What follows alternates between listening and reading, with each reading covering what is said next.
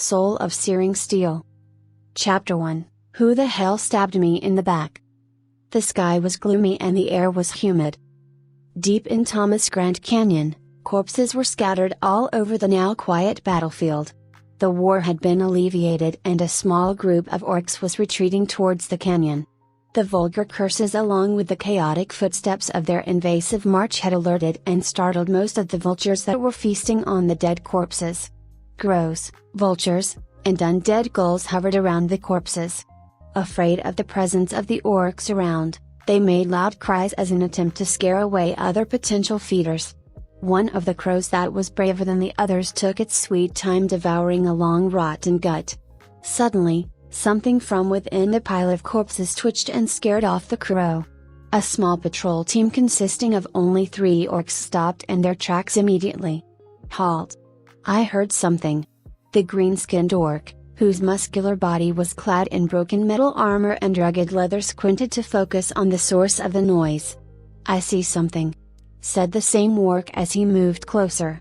I see it now. It's a human. I'll take care of him. The orc gripped his heavy axe tighter and paced slowly towards the pile of corpses. Make it quick. We don't want to fall too far behind. Amidst the darkness of the canyon, not even the crows were capable of seeing further ahead. However, the orc could walk towards the corpse with ease as it relied on his extreme sense of smell. After a quick rummage, the orc had managed to find a living human buried underneath a pile of rotten corpses.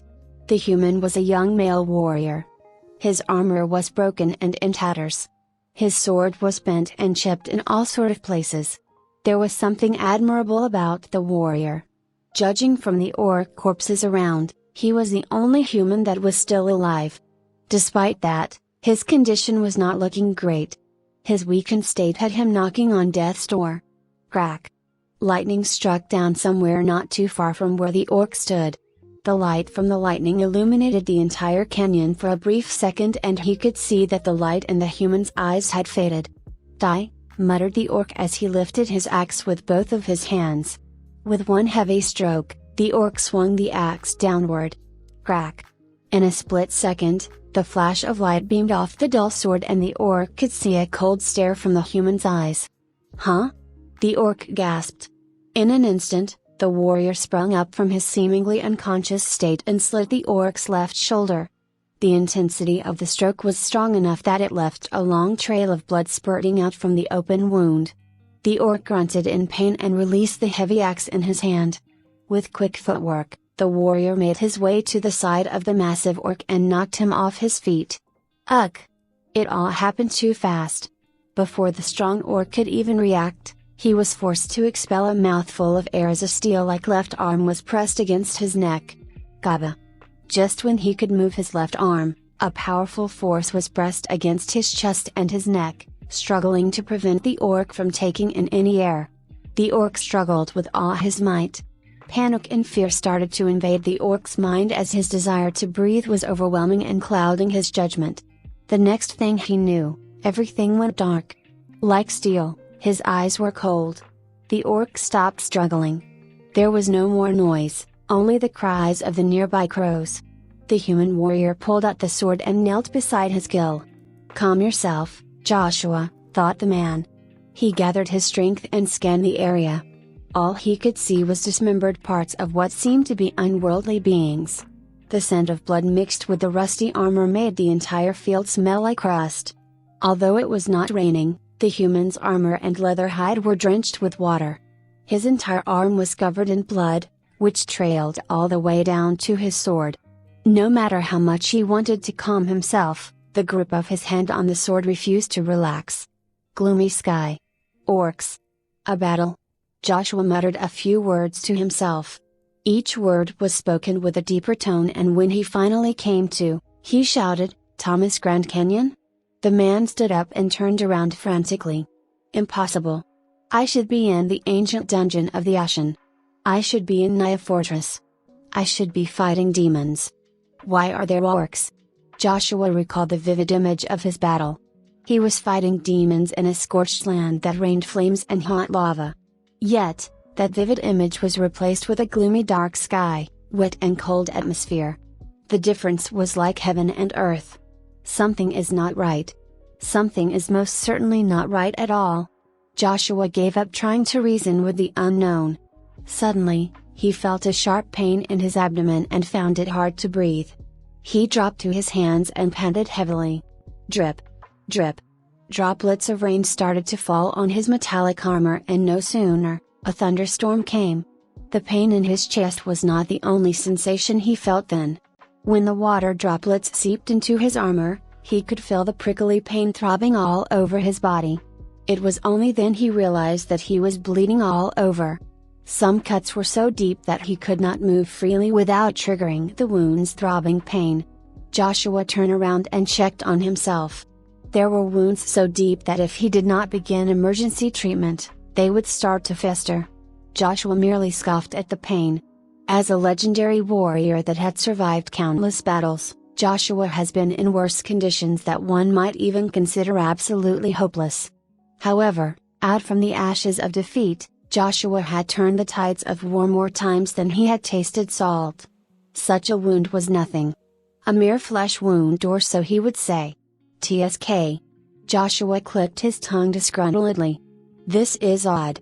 I was sure that I was part of the war. The war that took place in the Starfall year 853, during the third expansion of Continental War. Thomas Grand Canyon should have been flattened after the legendary war. Joshua ignored the pain he felt on his body and stood up to have one last look at the surroundings. With his still shaky hands, he wiped away the blood-stained rainwater from his eyes and muttered in disbelief. Why? How am I here? The dark clouds rolled in from the top of the canyon and brought in more thunder and rain. The sound of war could be heard from all places. Crimson-colored water that started to turn into rivers flowed from the cliffs. This isn't right. Joshua let the cold rainwater wash the blood on his face and finally realized the truth. I'm dead. Memories started flooding in. It was the despicable gloomy sky that had triggered his memories. Naya Fortress. The Wall of Maria. He stood there, amongst countless warriors battling demons that came like a swarm of locusts in a land where hot lava was flowing like a river. The sky rained flaming meteors, and the only silhouettes that could be seen were the wings of rampaging demons. The number of demons that flew in the sky was more than enough to cast their shadows to fully darken the entire battleground. That, and the floating ship that belonged to the demon forces. Rocks that were covered in flames were hurled to the ground. Like a scene of hell on earth, they rained down on the fortress like a meteor shower. Rising from the ash and smoke, the legendary warriors formed an impregnable defensive formation as they charged towards the enemy. Joshua was one of them. Just when he was about to unsheath his sword to perform a sword-drawing technique, a long blade protruded from his abdomen. Along with some curses, Joshua's memories became scrambled like eggs. Joshua took a deep breath. He realized the truth and bellowed wildly. Who the FCK stabbed me? Joshua's rage exploded like a whistling kettle. He forced himself to remember everything but could not recall what happened after he saw the sword's blade extending out of his abdomen. I've never died. Not once. Not since I became a legendary warrior. FCK. Just when I thought I was killed by a demon, it was by my fellow comrade. Right then, Joshua frowned again. Although he could not let go of the grudge he bore for the backstabber, he had something else to worry about. Whether or not he was still alive, the obvious question should have been where he was. Even if he had died, he should be within the walls of Naya Fortress. How did he manage to magically appear among a bunch of dead orcs? Right when he was about to take a step, he sensed an ill omen. As a legendary warrior, his body's constitution allowed him to recover faster than normal humans. Wounds that would take months to heal would be reduced to several days. He should be able to walk and run normally after a quick rest, yet the wounds on his legs and arms were not even showing signs of healing. Even the pain. It was throbbing like there was a splinter inside. Did the game developers adjust the sensory settings to a whole new level? If he was not dead, where was the wound that was supposed to be in his belly? As for the wound that was caused by the curse, he could never heal them without the help of a GM. What is happening? The game is not Ubisoft, where the servers are potato and riddled with bugs. Move, damn it. cried Joshua as he tried to force his muscles to move forward. He clenched his teeth to suppress the pain when he moved his right leg. All the wounds that had opened up were immediately exposed to the rainwater. It stung so bad that Joshua could feel the sound of his heart pounding in his ears. Joshua stopped walking and fell to his knees. The metal armor on his body grazed against each other and made a sharp noise. From the edge of his armor, Joshua noticed a small horizontal wound that could have only been formed from a stab. The pain he felt was so strong that if any normal human were to be placed in his shoes, they would have fainted from the intense pain. Luckily, Joshua was not an average Joe in real life. Joshua got back up to his feet and took a deep breath only to find that he was unable to restore his breathing rhythm. He ignored that fact and paced slowly towards the same pile of dead corpses where he was pulled out from. The sword in his hands was broken in many places and would easily crumble into dust with a gentle stroke. After so many years of fighting, he knew that it was vital for him to replace the weapon before a fight. Joshua took some time, but he managed to get used to the pain and arrived at the pile of corpses. There, Joshua started stabbing the corpses and managed to retrieve a long spear that was still in good condition. Although the spearhead had suffered a little damage on the edge, it does not affect its penetrating power. He discarded the sword in his hand and brandished the spear around to repel every single raindrop around him. After 2 seconds, he was certain that the spear was still in a good state and was most suited for his fighting style. Just when he relaxed and wanted to search for a place to rest, the silence of the grave was broken by the cries of orcs coming from the darkness. He killed Togu. 2 large orcs came out from the shadows and into his field of vision. Naturally, Joshua was unable to understand what they said due to the difference in language used. However, that was not his worry at the moment. The muscles on them were so huge that the armor covering their forearms was about to burst open. The extreme bloodlust and the crave for revenge were reflected in their eyes. Once the orcs had confirmed the enemy's position and number, the orcs did not give a second thought before jumping straight towards Joshua. Arg! The one that attacked first was wielding a long scimitar. The usual green appearance of the orc darkened into a deeper, darker shade as if he had gone berserk. The blade was held up high in the air. The orc was ready to use his massive size and weight to cleave the weak human in half with a single stroke. However, before the sword could even be swung, the spearhead whistled through the air like a speeding arrow. The slightly rusty spearhead pierced through the thick metal armor and leather hide, and went straight to the orc's heart. Joshua spun the spearhead clockwise. He then twisted his body and pulled the spear from behind with such force that the faintly beating heart was still attached to the spearhead. The orc fell to the ground, lifeless, while green blood spurted out like a broken fountain. "Are you really an orc?" Joshua asked with a condescending look. He turned back to see that the other orc had stopped moving. He could see the fear in his eyes when his comrade was killed in less than a second. "Is it even possible?" The orc grunted with rage. The wrath in its eyes was fading as he wanted to turn tail and run. However, he was too slow to make his decision. Joshua stomped his left leg firmly into the ground and took aim. As the orc ran further, Joshua hurled the spear in his hand with such force that it flew across the air at supersonic speed. Droplets of water in the air evaporated instantly as it came into contact with the spearhead. The orc heard the sound of the spear whistling through the air and tried to parry it. However, just as he turned around, the spear pierced through his waist and pinned him to the ground. He grunted in pain and spoke something which Joshua could not understand. Joshua walked towards the dying orc and gave it a weird look. The orc tried to summon its strength, but his actions only caused more blood to spurt out from his open wound. Within a few seconds, the orc lost its life and remained motionless. "I am sure that all the orcs have already been extinct." The system even announced that globally. When Joshua went to retrieve his spear from the dead orc, he felt a sharp throbbing pain from his scar. It was bleeding. Ow! Perhaps I overdid it. The injuries that he sustained were indeed serious. It was not just his muscles that were aching badly, he could even feel his internal organs bleeding from the inside. After killing 3 orcs, the pain he felt was so intense that not even the strongest dose of morphine could ease the pain. At that moment, All his wounds, both fresh and old, were crying in pain as though pleading for their owner to stop moving anymore. Joshua paced away from the dead orcs and towards where the light shone the brightest. However, before he could even take 5 steps, his hands started to tremble violently. He dropped his spear and sat down on the ground. Ha! Ha! Ha! Why am I panting for breath? I am a legendary warrior. Such a wound would not make me this exhausted. I should not be this breathless after merely killing 3 orcs. He tried to lift the spear from the ground. As he did, he could feel the icy cold stones on the ground which made his hands shiver. Such a sensation! The smell, the pain, the sight.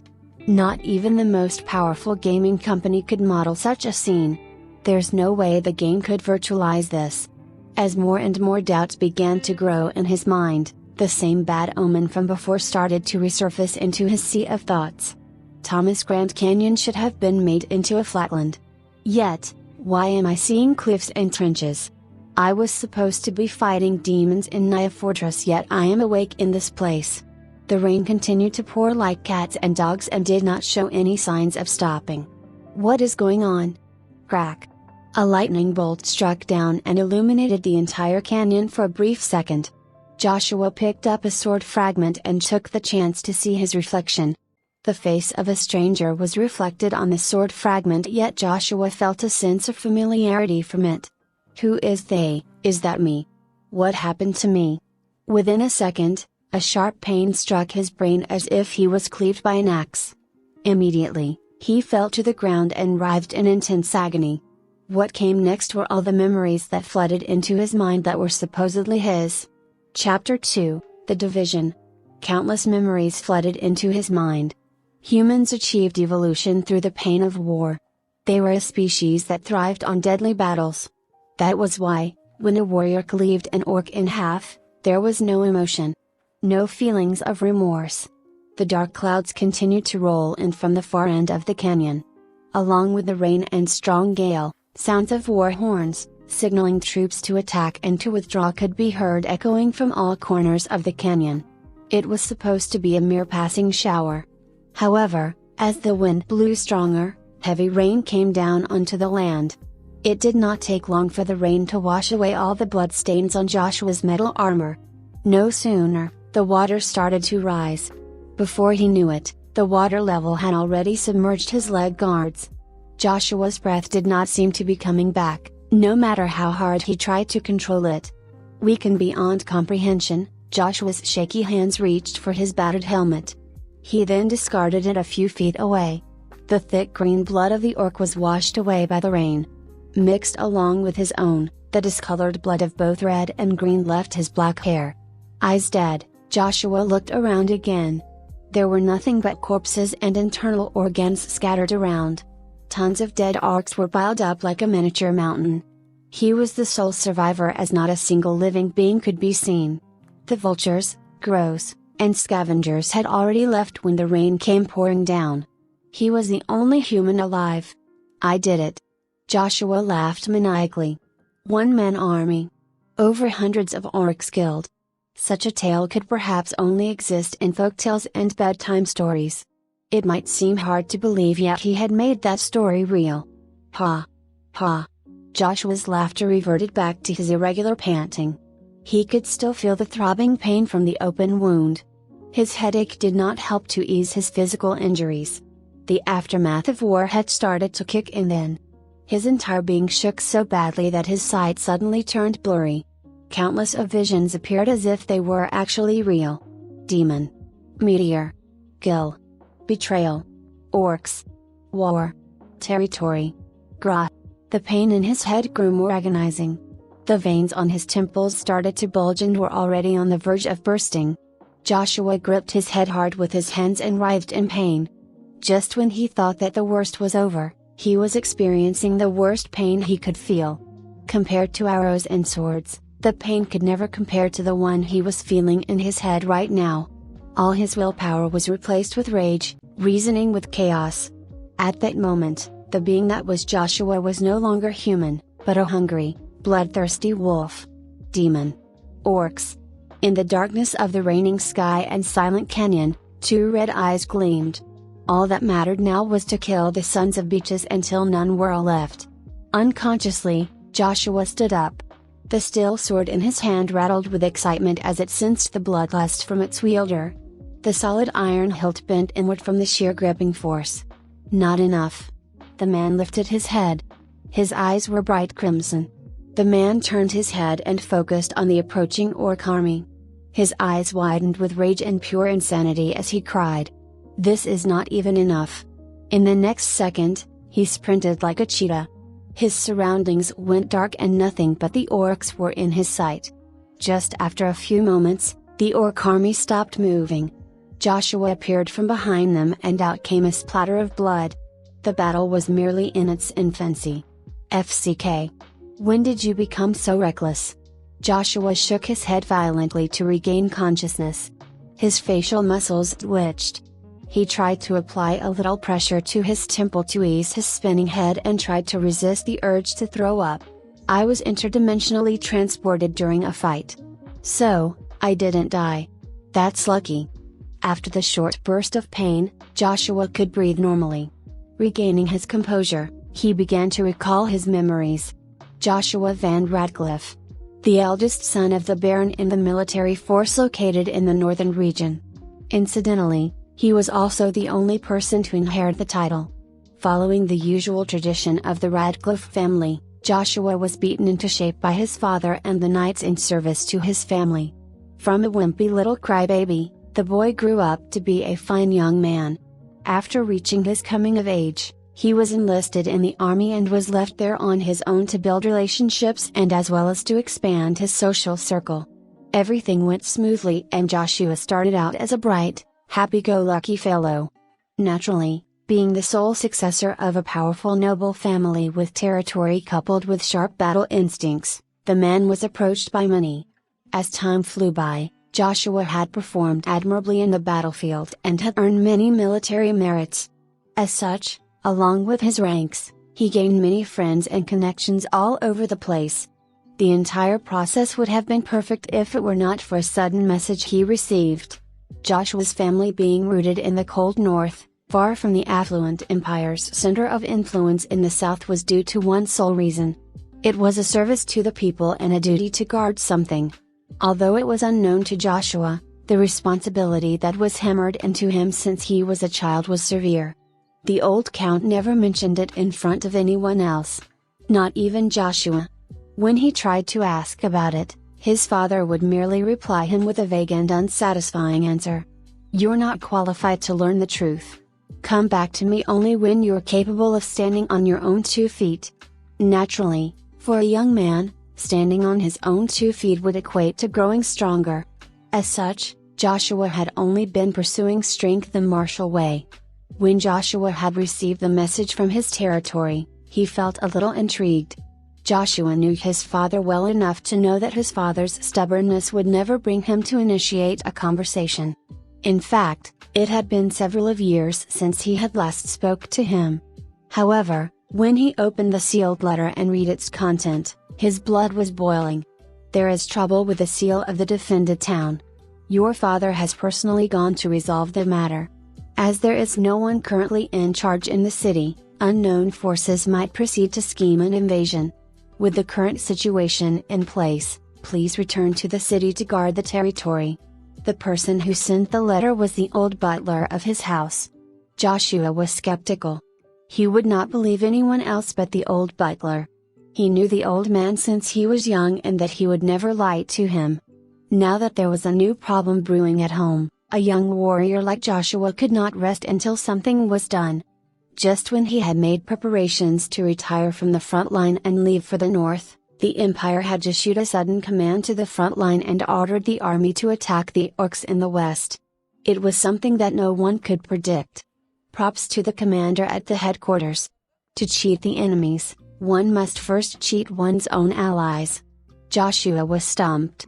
There was an absolute rule on the Empire's military law: one cannot leave the front lines during war. It did not matter if Joshua was the son of the Count of the North, even the nobles could not bend the rules of the military. Hence, there was nothing Joshua could do to solve the problem in the north. As such, With pressing trouble in his mind, he bore an intense hatred and anger into the battlefield. That and a person from another world had come to merge with his soul and body, becoming a completely different being. His mind was still as scrambled as a stir-fried beef dish. Both his memories were mixed up like a bowl of fruit salad. The experience of a legendary warrior and his years of vigorous training had given birth to a new Joshua. It allowed him to step onto the battlefield alone and face off hundreds of orcs. Even after the first few battalions were killed, his berserk state was not quelled. As a result, he went straight into the orcs' military encampment and slaughtered them all on his own. That explained the reason why his entire body was battered. After killing for an entire day and night, pushing his way through the narrow canyon, killing more than 300 orcs, piling all the corpses into mounds, his body went into a state of extreme exhaustion. Interesting. Joshua muttered. The now calm Joshua wiped away the mud and sand that was on his face and raised his head to the sky. The rain had begun to let up, leaving a few dark clouds and lightning that was accompanied by thunder, which was still roaring in the heavens. With a sense of acceptance, Joshua muttered, "Looks like this place is the Mycroft continent. The Battle of the Division started here. This should be the setting of the game." The rain finally came to an end. He widened his tired eyes and gazed into the night sky. The stars were exceptionally bright since the rain clouds had finally drifted away. He dipped his fingers into the muddy water and tasted it. He then lifted a finger up high and felt the sensation of the wind. The moon is that way. The wind is blowing the other. There's warmth in the squall. Based on the taste of the mud around me, it should be Starfall year 831. Right now, I think it's the end of autumn, which is mid-October. The historical warfare glorious expedition should come to an end soon.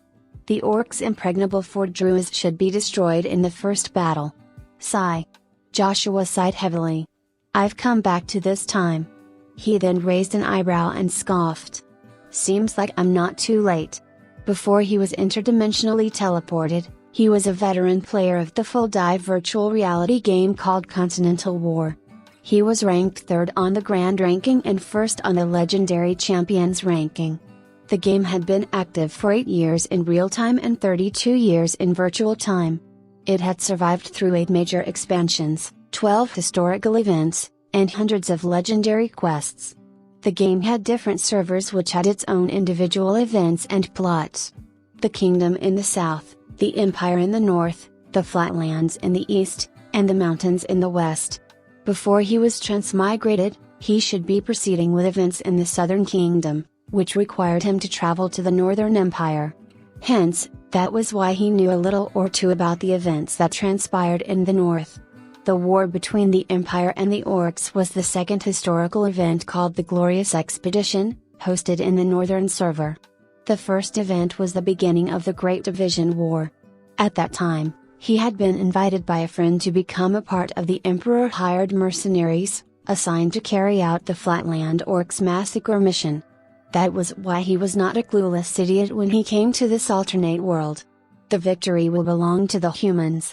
That will be of absolute certainty. The Empire has been training 3 generations of soldiers.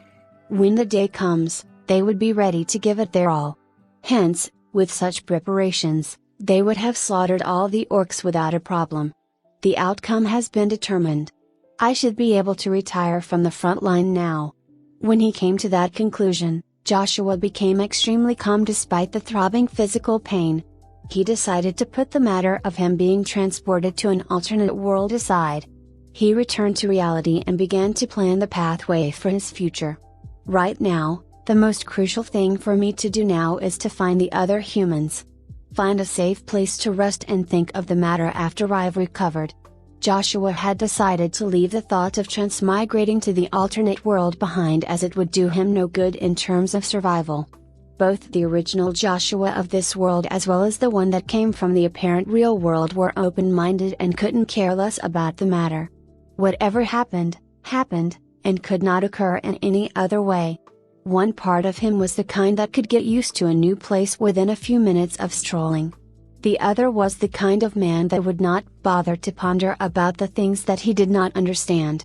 All in all, whatever happened, happened. What mattered most was the fact that he was still breathing. If he could not turn back time with a flick of his finger, he would just accept the reality he was brought into and live with it. Or rather, suck it up. With Joshua's soul, the one that came from Earth, taking control of the reborn Joshua, he would need to think well about his next step. Even though there was that problem that needed to be solved back in the north, there's nothing he could do right then with a battered body. I need to check on my condition. Nonchalantly, Joshua raised his hands and gestured downward in the air. A status window appeared out of thin air and Joshua checked his own character status. Name, Joshua Van Radcliffe. Form, Leader. Designation, Brave Fighter, grants a chance to frighten when attacked. Race, Human Northwest Faction. Racial skill, Warrior Race. Battle experience X1.1. Level 28 Silver. Challenger level 29 Silver. Attribute, Physique, Average Human Life. HP, Critical. Vitality, Critical. Morale, Exhausted. Magic Power, Sealed. Status, Muscles torn. Extreme fatigue, Enfeebled. Class, Black Crow Assault, Northern Battle Rider. Talent, Weapon Proficiency. Class, Blood for Blood. Self, Profession, Blacksmith. Skill, Max Willpower. Profession Skill, Level 21 Weaponsmithing, Level 22 Armor Smithing, Level 9 Magic Weapon Smithing, Level 3 Magic Armor Smithing, Level 1 Magic Tool Smithing. Equipment, Broken Helmet, Worn Out Metal Armor, Rusty Shin Guard, Leather Greaves. Weapon, Standard Empire Long Spear Mark III. Damaged, your enemies would never dare to face you from the front. There's Mortal, Steel, Silver, Gold, Supreme, and Legendary. And I'm Silver tier? I have dropped from Legendary tier to a petty little Silver tier? Sigh. My stats are indeed worse than before, but I could not ask for any better than this. Everything is below average. HMPH. As expected from a man of nobility. A well-trained body is what I really need. The game Continental War was all too similar to real-world physics. Skills and spells would require the same exact actions, spells, and chance. If one were to take damage, they would feel pain which would affect one's strength. All basic attributes could be trained. Naturally, the most important aspects to look at were levels and skills. Levels would grant skill points to be used on skills based on one's class. Collecting skill points was for the purpose of investing to create one's own skill tree as well as to develop a unique fighting style. That was the path which all professional gamers would take. Before being transmigrated into this world, he had already obtained the achievement, Supreme Skill. It was one of the requirements to be ranked at Legendary tier. All skills had to be unlocked. He never thought he could bring over his game character stats into this world. That would only mean that he could freely choose his skills without the need to rely on or stick to any given path. Still, what's with this form?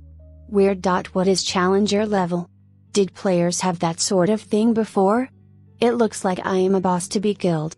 Joshua did pay much heed to attribute stats since those aspects could be raised easily with a little bit of physical training. As long as he could get himself back to a healthy form, he was confident that he could take on the world. However, his current state was nowhere near healthy. His recovery speed was too slow to a point of non-existence. He would need healing.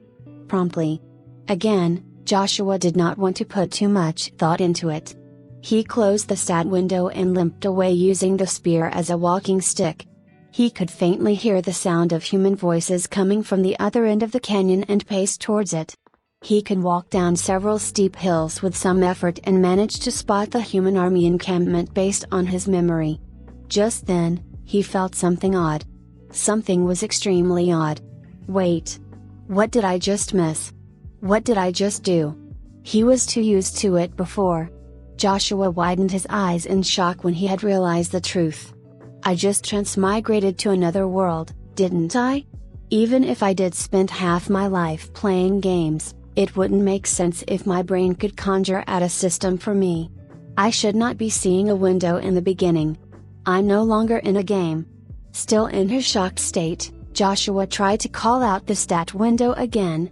It popped out without fail and Joshua examined the entire window to make sure he was not hallucinating. It's real. Joshua was happy for a moment before he frowned worriedly. Am I really seeing this? Or is it just a hyper-realistic illusion?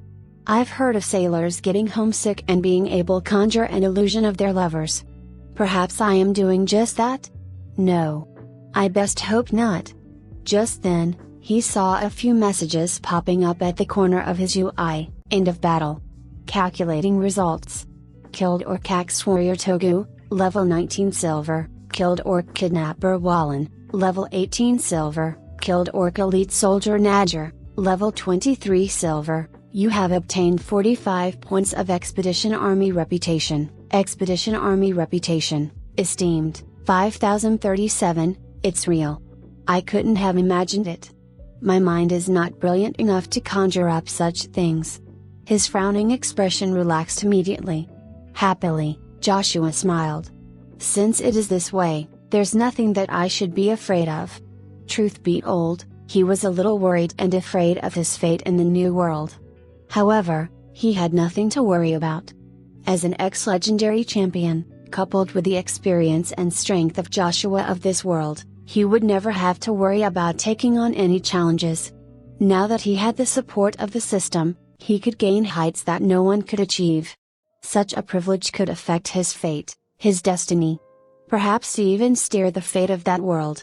Continental War had countless historical events and legendary quests, which resulted in endings which he was dissatisfied with and hated. However, now that he was at the stage where none of that had taken place, he had the chance to make things flow in a different way. Joshua started to feel the excitement building up in his heart. He gripped the spear in his hand tightly and smiled. A bright glint flashed in his eyes. There's more to this. I'm sure of it. A real alternate world. A world that would be larger and wider than the gaming world. He would be sure to see more of what he could not see before. He would be sure to meet more people, fight stronger opponents, kill more devilish enemies.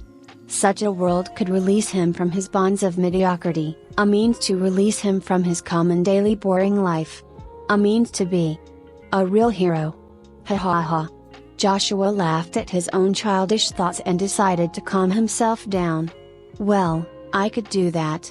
Only if I get over this. First on the to-do list.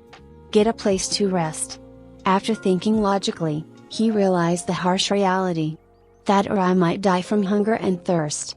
Despite having a computer-like system in a magical, mystical world, he was not in a game any longer. He was living and breathing, and could also die. He would die if his HP went down to 0. His current stats was too low to even lift a fork. Before, he could fight the orcs due to a sudden spike in adrenaline. However, that was before when he was actually fighting for his life. Limping like an old man, he was overwhelmed with fatigue. He must quickly leave the dangerous canyon. The 3 orcs he fought before most likely belonged to a group of soldiers that was retreating. There would be a high chance that reinforcements would return to check on the missing orcs and might stumble upon him. There was no way he could fight them again like before. Despite having starlight shining upon the earth, the canyon was still void of actual illumination. Joshua limped forward slowly and made his way around countless corpses and dismembered limbs. He could only hear deafening silence. Nothing else. There were no other noises besides the sound of his feet dragging against the muddy ground. After what seemed to be an eternity, he saw tiny dots of light. It was a bonfire belonging to the human military camp. Out of the blue, he could hear footsteps coming from the front. Instinctively, he could sense living beings marching towards him, carrying lights and waving them with vigor. Just when he raised his head to observe the source of light more closely, the sound of footsteps got faster. Deputy Commander? When he was having a moment of doubt, he heard a concerned voice. In the next moment, a large group of men clad in black armor that had dead crows as accessories rushed toward him in a fan-out manner. From his point of view, it looked like they had left their formation and was sprinting towards him. Joshua stopped in his tracks and took a deep breath. What the FCK? That's scary. Chapter 3, The Itch in the Fists. A corner of the canyon was still engulfed by the night sky. The troops of soldiers rushed over to Joshua with speed that could rival that of a cheetah. Mud was sent flying with each heavy step they took.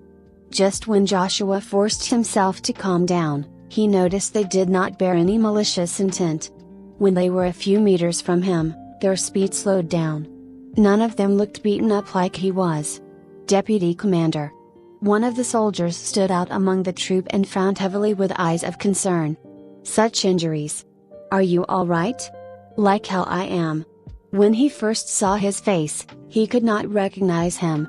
However, his memories came flooding in and he immediately knew the names and faces of all the men that were clad in the Crow armor. They were the Crow's frontline strike team that was under his command.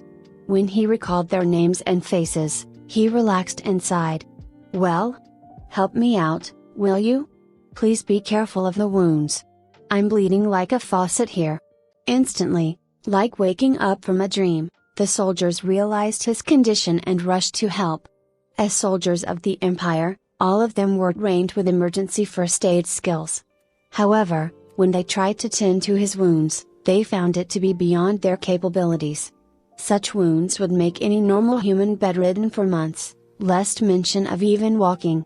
Joshua noticed that most of the soldiers around him were in a state of shock, but it was a matter that he did not care. The soldiers were genuinely surprised to see Joshua since they thought he was long dead. How could anyone not be? The man charged into the orc space camp alone. No one would have thought that he could come back alive, and still walk in one piece. Even though he was limping badly, he was still walking. From the looks of it, he could still fight if needed. As expected of the deputy commander.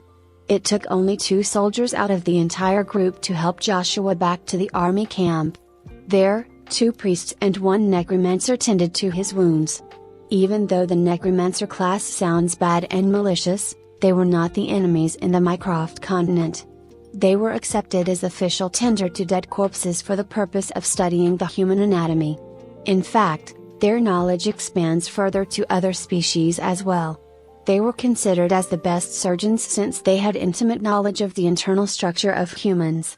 That, and the ability to communicate with spiritual beings. Their contributions proved to be extremely helpful to the army. Naturally, amongst those that studied the art of necromancy, there was a small faction that specialized in the art of killing. They were called the Death Reapers. Weirdly enough, they were fascinated with experimenting with living beings, making gruesome modifications to their bodies and corrupting their souls.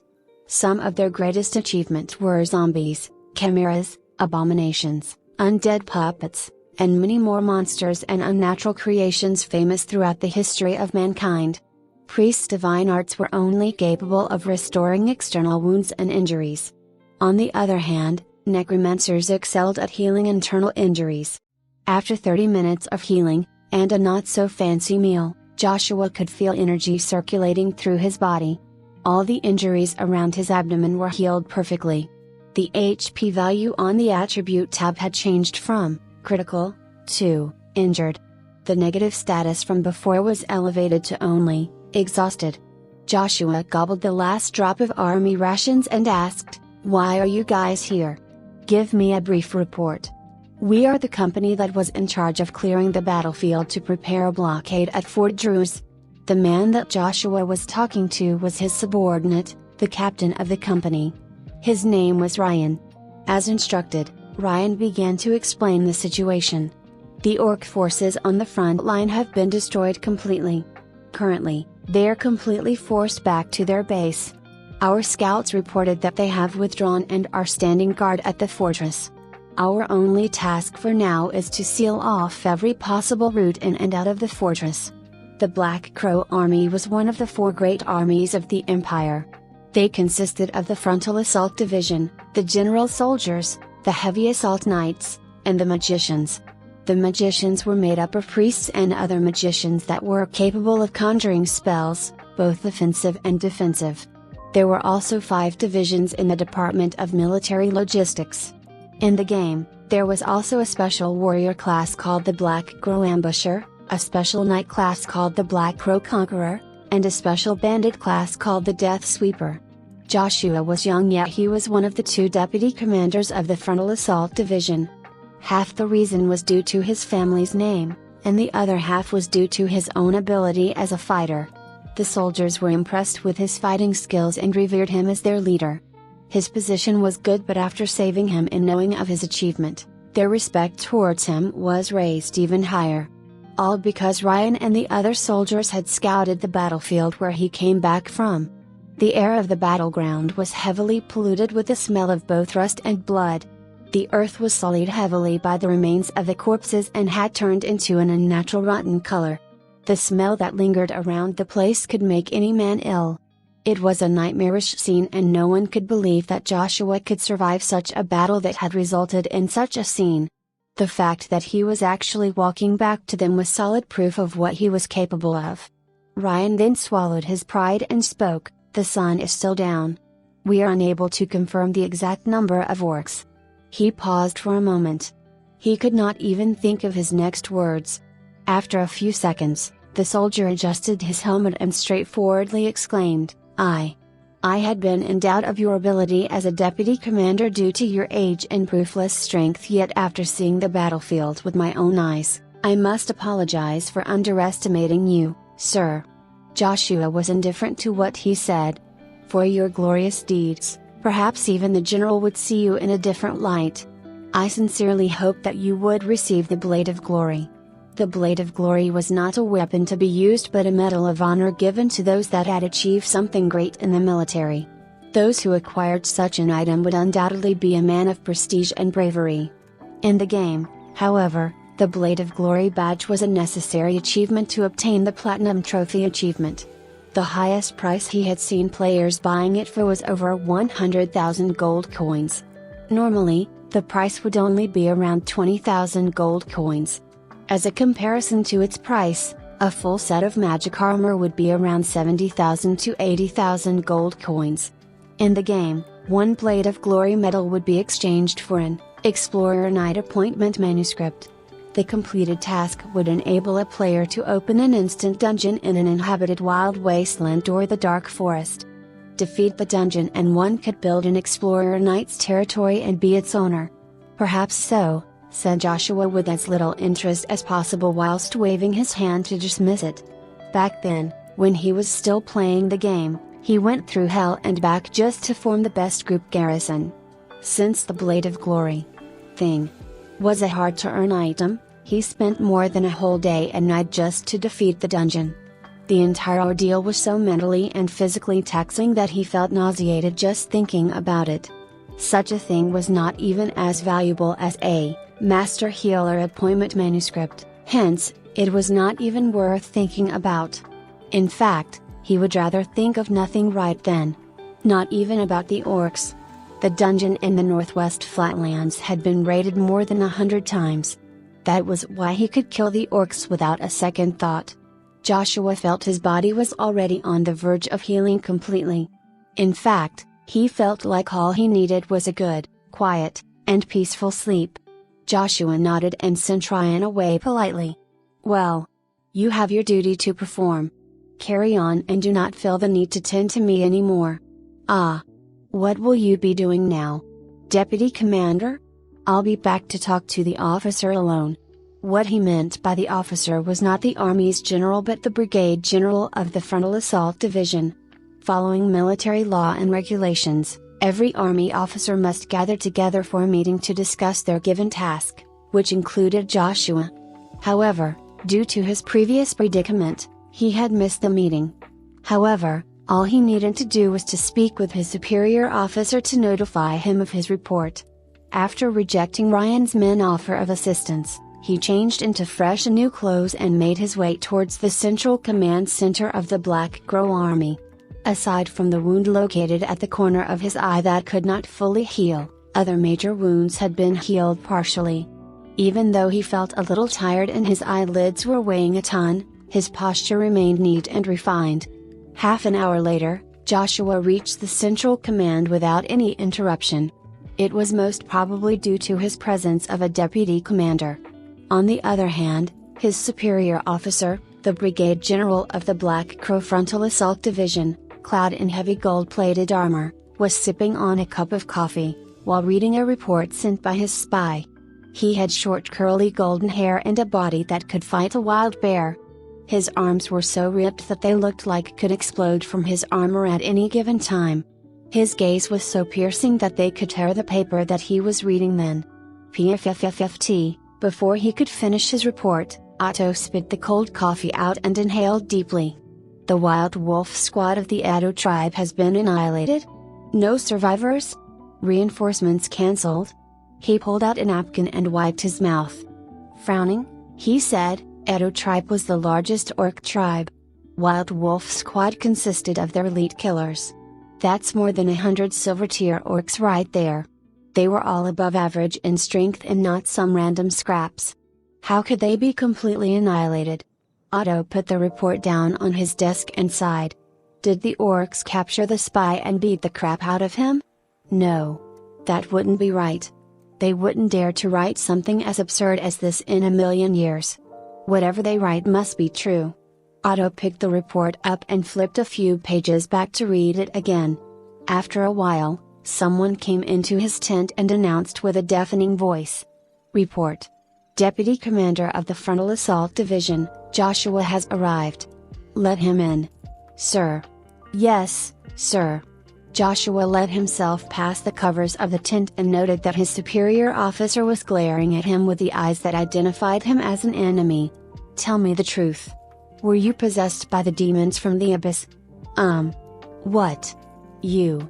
A man of your caliber annihilated the entire wild wolf squad? Ha! No offense, but you don't strike me as someone capable of something of that magnitude. Otto crossed his arms and continued to glare at Joshua. It was as if he was meeting him for the first time. His glare gradually softened, so did his manner of speech. Even though we have the terrain advantage at our disposal, I must say that your ability has far exceeded what I had expected of you. Gold deer even. Joshua finally understood what he was talking about. Otto was informed about his feat of killing a bunch of orcs. Still, what is the Wild Wolf Squad? Joshua did not realize what facial expression he was making then until Otto screamed. Look at yourself now. What were you thinking when you were behind enemy lines? Do you even know what you did? Joshua remained unfazed, and when Otto saw it, he sighed heavily. He felt like he was an old man who would never understand the mind of a young man. He sat back on his chair and tapped the table rhythmically. Do you not want to go back and claim that title of Count? My young soon-to-be Count? Otto knew the Count well, who was also Joshua's father. Since both of them had a close relationship, both Joshua and Otto would drop the formalities when conversing with each other. Yes. Sir. What you said is true. Sigh. Even the blind can see that you're exhausted. Go back and rest. There's nothing for you to do right now. The brigade general shook his head and signaled Joshua to leave. Right then, when Joshua pulled the tent cloth aside, Otto made a final comment. I'm glad that you're still alive. The next day, the battle between the orcs and humans come to a temporary halt. The frontline troop of the Black Crow army was called back to rest and recuperate. A large tent, filled with neatly arranged decorations that signified someone of high rank, had appeared at the central command center. Inside, there were signs of smoke and ash on the floor. On the table next to the makeshift bed were various tools and canisters that were meant for weapon maintenance. Deputy Commander. Joshua had changed into a new uniform and had slept like a log for the entire night. Just when he was about to complete writing his retirement letter, he heard an officer calling him from outside his tent.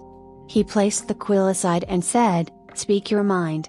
The brigade general wishes to have a word with you." Coincidentally, I have something to tell him as well. Tell him I'll be right over. Roger that, sir. After a brief period. Withdraw? No. Retire. It's the same. I understand that there's trouble in your hometown. But right now, it's warring period. I have neither the authority nor clearance to relieve you of your duties. Otto rested his weary head on his right palm. He looked a little too annoyed and disappointed. Still, the war is almost over. Winter is coming and the orcs will call off the war. From the looks of it, Their rations would not support their cause. When the time comes, you will be transferred back after the usual process. It would be too late by then. Joshua cried. His voice was so loud that other soldiers that were patrolling outside the black and gold adorned giant tent could hear him. The superior officer sitting behind a large mahogany desk frowned immediately. Joshua did not care. The letter has clearly expressed the urgency of the issue. If I waited until winter, who knows what sort of mess would befall my home. You can scream and shout all you want to me. That does not change the fact that I cannot let you leave. I called you here not to inconvenience you. There are some guys sent by the higher-ups and they called out a few names. One of them was you. All the more reason that I cannot let you go. Brigade General Otto pressed his hands together and rested his upper body on the wooden desk. He raised his head to look at the serious glare of his underling and felt a little troubled. Who are they? You'll see them in a while. They are the Golden Libra. Joshua Van Radcliffe. Born on 15th October, Starfall year 810. The first heir to the ruling family of Moldavia. Army participant in the year 826. Acceptance by recommendation to the Empire's Military Academy in year 828. Year 830, graduated from the Military Academy with the highest honor. After receiving exemplary experience from the Academy, you have been fighting in the front line at the Northeast Flatlands, in Thomas Grand Canyon. A long, monotonous speech was given by a middle-aged man who was sitting at a long board table. The man was wearing a long red robe with black stripes on its edges. Like a machine, his face was impassive and his voice was extremely flat. The current time and date is 11:47 hours, year 831, 16th October. He paused and turned his head to face Joshua. Finally, after the long meaningless speech of Joshua's personal life, he spoke in a playful tone. There's 13 minutes till noon, Mr. Deputy Commander of the Black Crow Frontal Assault Division. That's 13 minutes of time for you to explain your offense.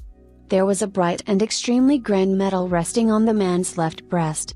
The medal had a sword on the upper half and a tasseled wheat decor that surrounded the sword like a reversed arch. It was the symbol for the Golden Libra. A symbol that signified that the wearer is one of the members of the royal court. Right. Mr. Investigator, Sir Minsk. Before we start. Thanks to Otto advice, he was mentally prepared for such an interview. Hence, he was not nervous. He cupped both of his hands together and politely asked, "May I have a cup of tea?" "Absolutely," said the man, again with a monotonous tone. Still, he was good to talk to. "Red tea?" "Yes, please. A little ice would be nice." "My pleasure." The guards that were standing at the door came in and offered him a cup of cold red tea. The investigator then added, "It's 12 minutes to noon." Joshua took a sip of the cold tea and smiled. "That seems to be a problem for you." Ha ha ha. Both of them laughed nonchalantly, yet Joshua's mind was whirring. He had no idea that his act of retiring from the army during a battle had spread so fast to the higher-ups. It was even less than 2 days. Such an effective investigation. He knew clearly that a soldier, whether high-ranked or not, was not allowed to withdraw from a battle and progress due to the possible disruption of the military formation. When he was transferring between worlds, he had already broken 3 martial laws. A regular soldier would have been thrown into the stockade and wait for the court-martial to conduct their judgment. Even he, a noble from a noble family, would be sent to stand for a trial by the royal court. That was the main reason why Investigator Minsk was sent there to question Joshua. The royal court was not a charity organization. They represented the empire's authority as a whole. The authority covered even the highest of nobles residing in the empire. They punished criminals that belonged to the nobles and mediated territorial wars. Their duties included reporting directly to the emperor about the hidden shadow corps that moved around in secrecy, gathering intelligence about the movement of all nobles. All in all, they handled all cases that revolved around the powerful nobles. Technically, cases such as a son committing homicide, killing his brother and assassinating his father to claim the title of count was part of the report which the royal court must comply. Though, it would seem that the court had never handled such a case before. He knew the power they held. He knew how ferocious they could be. Yet, Joshua remained unfazed even when Minsk's voice turned threatening. I know my crime. I have disobeyed a direct order, left the command center without permission, and broke from the military formation. In summary, I violated martial law Rule 2, 6, and 17. Joshua took another sip of tea and continued his speech. I will accept any punishment of the court without any objections. He was calm. Without stuttering, he confessed all his crimes and admitted he was guilty. I listen and comply. There was still no emotion on Minsk's face, as if he had expected Joshua to say something like that. You're exceptionally cooperative. Joshua placed the cup down on the table and kept quiet. He was not behaving like a snob, nor did he feel like he was wrongly accused. All because he knew that the law was absolute. An unbreakable holy guidance of the army. The victor has no sin. Joshua had close ties with the Southern Royal Court and had witnessed many of the cases handled. He knew what those words meant. True, he had disobeyed a direct order and left the formation, disrupting and causing chaos among the soldiers of the frontal assault. However, he did single-handedly destroy the orcs' defenses in the left wing and annihilated all the orcs that were withdrawing from the battle. The man was a killing machine. He had killed over 300 enemies. An achievement which no soldier had ever done before in history. If he had failed, he would be sent to prison and wait for trial. There's even the possibility of him dying in the war before he was sent to prison. The investigator would be more than happy to write down his name in the logbook saying something like Joshua van Radcliffe, heir to the Northern Moldavia family, violated the martial law and will be sent to the 4th Noble Prison. However, Joshua did not fail. He succeeded in pushing back the orcs from the canyon. All he had to do was to confess his crime and await his punishment. Joshua van Radcliffe. Your crimes and achievements have been thoroughly investigated by the royal court. You need not fear unjust treatment. Such a casual phrase, of which Joshua knew what it actually meant. It's what Minsk, the middle-aged man, working as a diligent investigator for the court, would say when he wanted no trouble for himself and Joshua. All he had to do was to listen to what Minsk had to say and everything would be over in a blink of an eye. Without pausing in between sentences, Minsk quickly connected his sentence coldly and again, monotonously. After considerations, the court has come to a decision. You have indeed broken the law, yet there was nothing but benefits for the army. Your bravery was proven true and contained no malicious schemes towards the empire and its interests. Henceforth, your judgment has been decided. Effective immediately, Joshua van Radcliffe shall be relieved from his duties as the deputy commander or the Black Crow Frontal Assault Division. You shall henceforth retire from the army and return to your territory. However, your achievement will not be forgotten, yet your achievement cannot make your violations go unpunished. Hence, the court had decided to award you with the Blade of Glory for your exemplary bravery on the battlefield. As he finished reading off the scroll in his hands, Minsk turned to Joshua and smiled eerily. The judgment has been delivered to the deputy commander of the Black Crow Frontal Assault Army.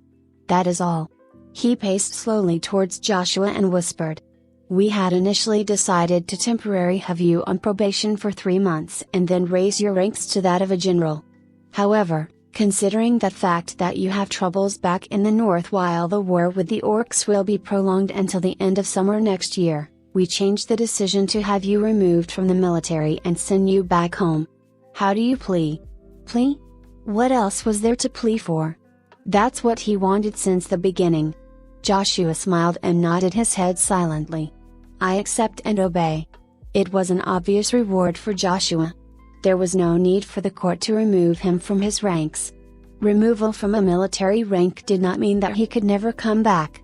It just meant that he was stripped of his deputy commander role to become a regular soldier. He was never removed from the military. Also, he was able to go home, legally. Joshua, who had made preparations to retire from the military itself, was given a chance to go home. It was more of a reward than a punishment. This ends the court session.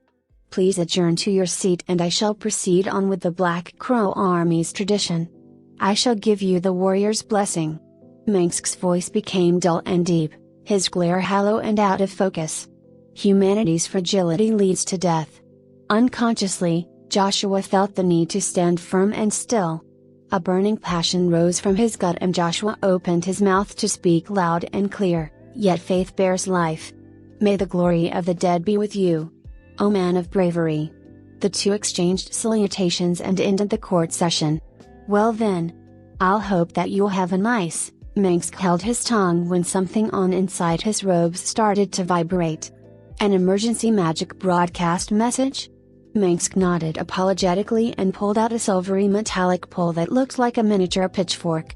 Engraved on the side of the two forks were runes which he held it against his palm to imbue magic in it to activate the device. Level 3 emergency message. What could it be? "Should I take my leave?" asked Joshua promptly when he heard the message's level of importance. He would not want to listen to something he would get into trouble with. "It's fine. This message has only level 2 secrecy. Rest assured that it's something that you should know as well." The rune was activated and the forks started to vibrate at supersonic speed to produce a machine-like sound. Northern Moldavia family. The Winter Count, Beirut's Radcliffe's death has been certified. Don Leolar Radcliffe has submitted paperwork to inherit the Count's title. When the message stopped broadcasting, Mengsk's eyes widened. He felt an intense killing aura behind him which sent a chill down his spine. Even though it was a brief moment, the coldness in the air was so intense, it felt like he was experiencing the fear of being attacked by a dragon. An eerie silence filled the room. After a short moment, the frost-killing intent subsided as Joshua calmed himself down. "Well, what do you know? Isn't this just perfect?" He spoke but in a volume that was so soft, no one could hear it. "It's about DM and time for me to return home." Chapter 4, 3,197,481, Starfall Year 831. Winter. 2nd of November. Northern Flatlands. Heavy snow. "I've arrived." Joshua pulled back his hood and jumped down from his horse. Amidst the chilly winter's gale, he gazed towards the horizon and caressed the poor little beast that was nearly frozen to death. He then turned back towards the general direction of his intended destination and sighed. 17 days. After the shocking news of the death of the Winter Count, he had started his journey back home from the Northwest Plain and had taken 17 days to travel to where he was then. He then finally left the borders of the Empire and entered his northern territory. His hometown. The place was entirely white, as the snow had blanketed the entire wasteland. Joshua pulled the horse's reins towards a nearby tree for a quick stop. He knelt down and plunged his hand into the snow. Judging from the snow's thickness, "I'm sure that this is the first snowstorm." He pulled out his hands and noted the depth of the snow. "Not too bad. This won't affect our speed." He got up and rubbed his hands to warm himself. "Soon. Real soon." He took a deep breath and released a long breath that was immediately blown away by the cold northern wind. To take in the frigid air of the North's winter was nostalgic. The wind came from the highlands further up north. It carried the saltiness of the northern sea, of which Joshua felt at ease after inhaling a mouthful of it. Beirut's Radcliffe was Joshua's father. A headstrong middle-aged man with the will of steel. However, Joshua's memories of him were so scarce that he only remembered bits and pieces of the man he called father. Compared to the great leader of the territory, the people Joshua interacted with the most were the old butler at home and the family knights. His mother, however, had passed away long ago due to an incurable winter fever. It could be said that Joshua and his father were not close. Yet, even so, the news about his father's death had made his entire being burn with rage. It did not take long for him to calm down. Revenge? No. A man should not know such a word. Ever since he found out there was trouble stirring up in his territory, the possibility of such event happening had been on his mind. It was expected but still a shock to him when he knew of his father's death. To die in the line of duty is a warrior's greatest honor. Perhaps that old man did manage to achieve his dream. Still, death would always be a loss. Worse, It was his own relative. It made him irritable and angry. The thought of his death returned to him. It was a gloomy night sky when he was stabbed from behind by a blade of mercury in the middle of a battle in Fortnite. A powerful curse seeped into his body and drained the energy from within his core. No matter from which angle one looked at, it was an unforgivable act of betrayal. Yet, someone made his appearance at the same time as his father's death, his uncle. He had made his appearance when Joshua was preoccupied and had taken the chance to claim the title of Count. Nonetheless to say, be it the unknown stabber, or his uncle, both were despicable traitors. As a traveler from another world, Joshua had a million ways to make himself stronger. As an ex-legendary warrior, a territory was considered something neither needed nor wanted. Given the option of becoming a territorial owner, he would rather be out in the wild traveling the world. It was something that he preferred. However, his situation was rather straightforward. He did not care about needing the territory or whether he was happy or not. All that mattered then was to find that sucker and beat the SHT out of him. It's time to go. Joshua rested enough. The horse that was kneeling on the ground got up to its feet and neighed. Joshua pulled a handful of dried feed that was treated with alcohol. The strong war horse gobbled them just as fast as Joshua handed the food to it. As a powerful horse with the blood of a landrake, it drank alcohol and consumed meat. Joshua has been feeding him meat that came from the wild. The horse was good and had never let Joshua down. Its recovery speed was extremely fast. That explained why he had only taken 17 days to return to the north. Normal horses would have taken twice as long. Joshua mounted the horse, feeling extremely dissatisfied. Level 28 Upper Silver Tier. I'm too weak.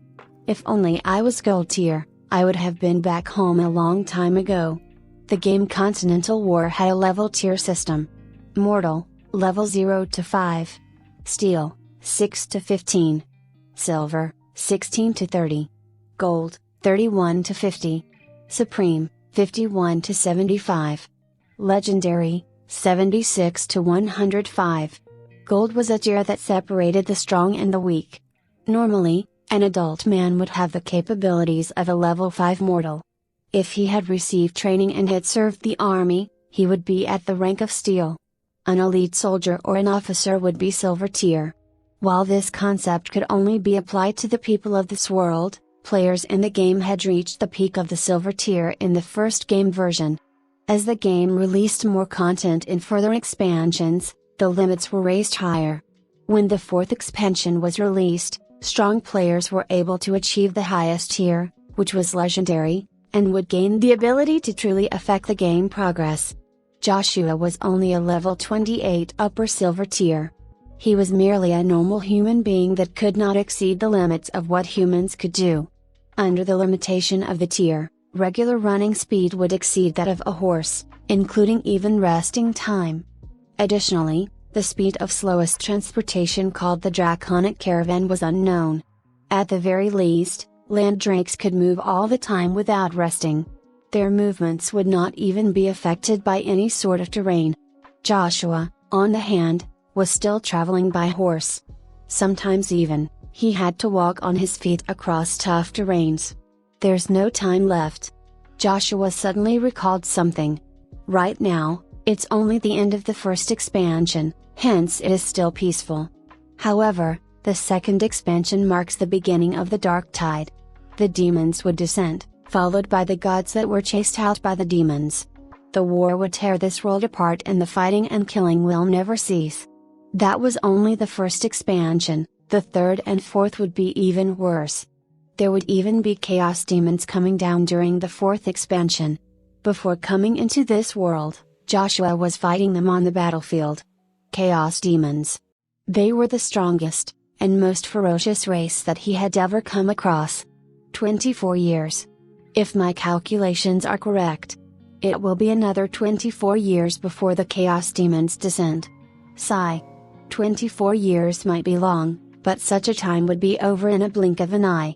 Joshua pressed a finger to his temple. In about half a year later, the demons will come and the world will welcome a burst of power revolution. War across the continent will be elevated to another scale. If that were to happen, I alone wouldn't be enough to handle such a tragedy." It was true. Even though Joshua strongly believed that he could be stronger than he ever was, a one-man army would not be enough to deal with a demon army that attacked in a tsunami-like wave. He needed a team. A strong, powerful group of soldiers that could share his load. Moldavia would be his place to develop that requirement. Be it a battle team or hiring a private army, Moldavia would be his first place to invest his time. At that moment, Joshua was no longer the deputy commander in the far south that could control large groups of soldiers. He no longer had trustworthy comrades that could help him. Right then, he was alone. Even so, he would not let anything disrupt his life. Come gods or demons, or even another visitor from another world, he would thrive to protect the world. Nevertheless, the first on his to-do list was to find and end the life of his wretched uncle. After a short distance, Joshua spotted a road post that looked like a tower. He followed the signs on the post and came to a long stone pavement that was built all the way towards the main city of Moldavia. "Go!" Hearing the command, the horse started galloping at full speed even when there was a layer of ice covering the ground. The cold white clouds rolled in from the south and had cast a shadow that enveloped all the land in the wasteland mountain ridges. Snowflakes, the size of an adult's palm, were falling down as if they were dancing in the air. Despite the heavy snowfall that would obscure one's vision, there were many groups of merchants walking on the pavement. The pavement was made huge enough to allow a large group of 10 men or more to walk side by side. The merchants were walking in two directions, some were going towards the city and some were leaving on the draconic caravans. This mode of transport was important for trading among the 4 territories in the north. Before the invention of airships, these beasts were the only way to transport goods. Finally, some humans. Joshua sighed with relief when he saw such a scene. It was not that he had not seen any humans during his 17 days of traveling alone, but the fact that after he had entered the northern region, he had yet to spot a single human. During normal circumstances, besides adventurers and explorers, humans would never travel far from the main city. Danger awaited in the wasteland, forest, cavern, since there were countless of monsters that lurked and hunted. A single mishap would spell doom for anyone. Speaking of dangerous events, there's even the dark tide of the dark forest that happen once or twice annually.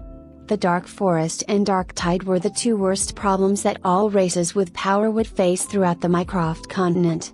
The Empire's territory was huge, it in fact covered the entire northern region of the continent. The northern territory extended up to the Starfall Ocean. The southern region borders up to the center of the continent. If it was not for the constant issue of the dark forest and the dark tide, the Empire's expansion would have reached far and fast enough that they would have already been at war with the southern kingdom. "Excuse me." The one riding the horse alone. Joshua was riding his horse on the stone pavement at a leisurely speed when someone had called out to him. He turned to the source of the voice and saw a group of merchants that were preparing to leave the city. A middle-aged man came out of the wagon and greeted him loudly. His face expressed extreme fatigue. "Are you perhaps heading towards Moldavia?"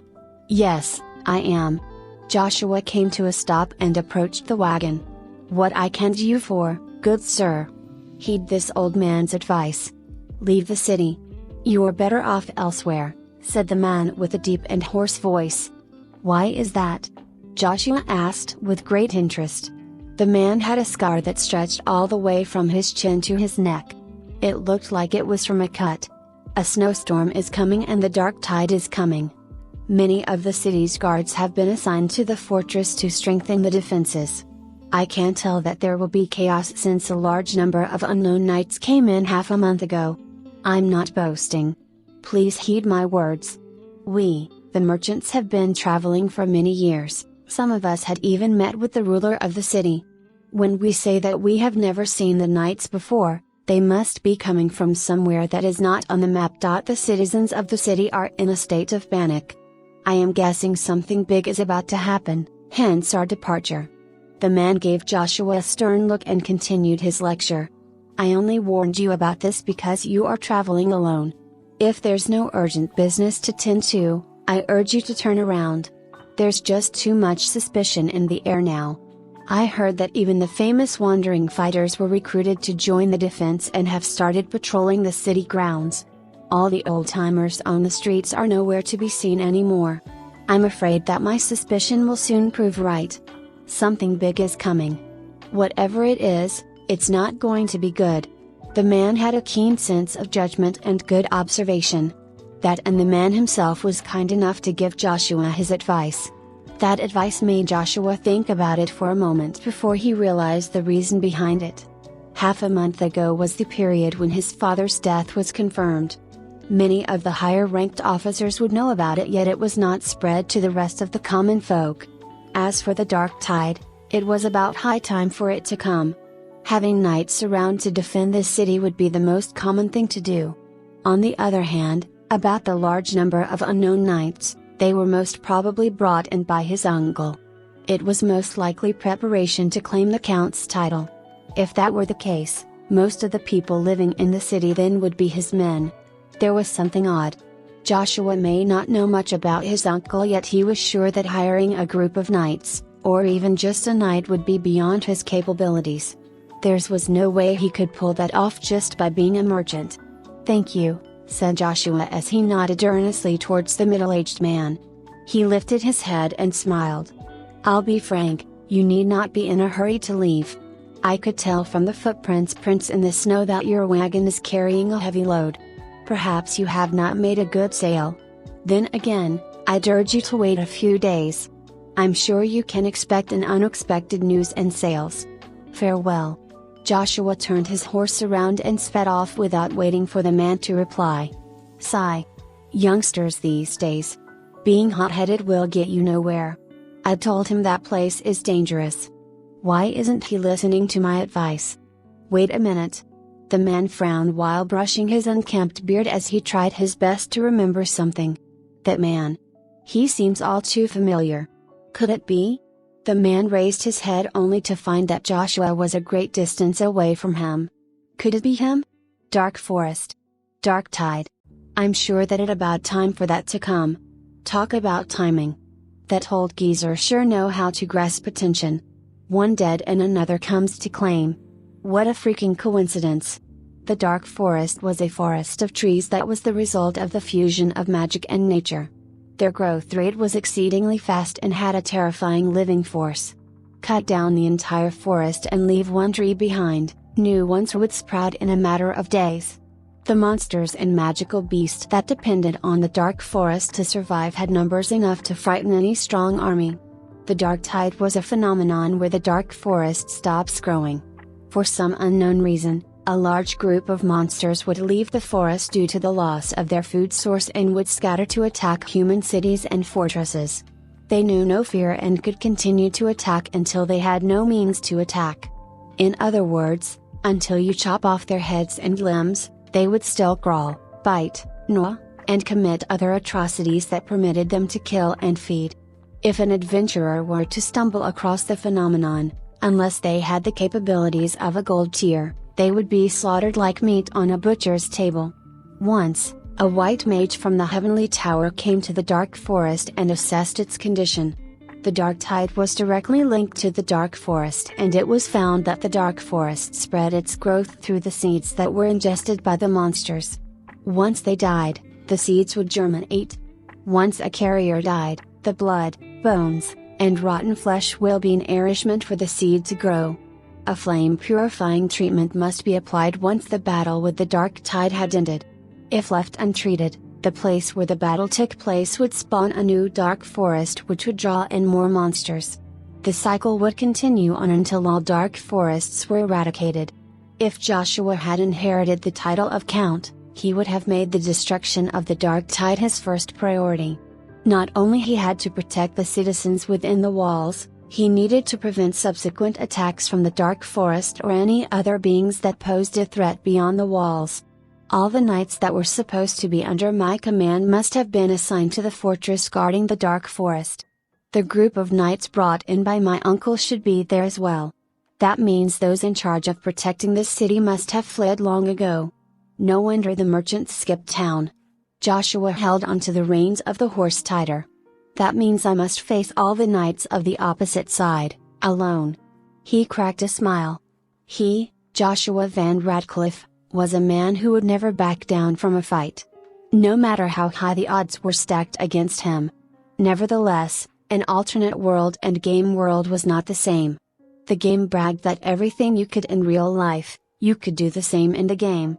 That means, if there was magic combat or in real life, the same would be applied in the game. However, the experience would always be limited to the mechanism of the game. Hence, they were never the same.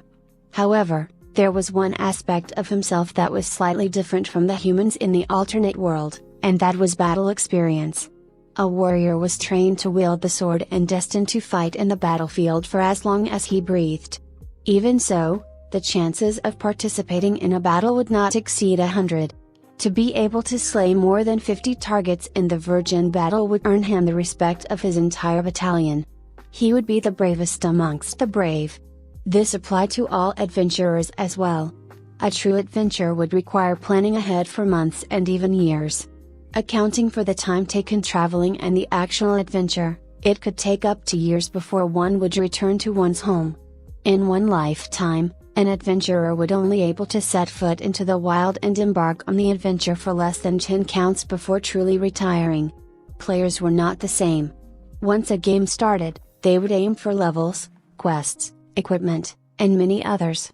With every drop of bloodshed, experience points would be gained.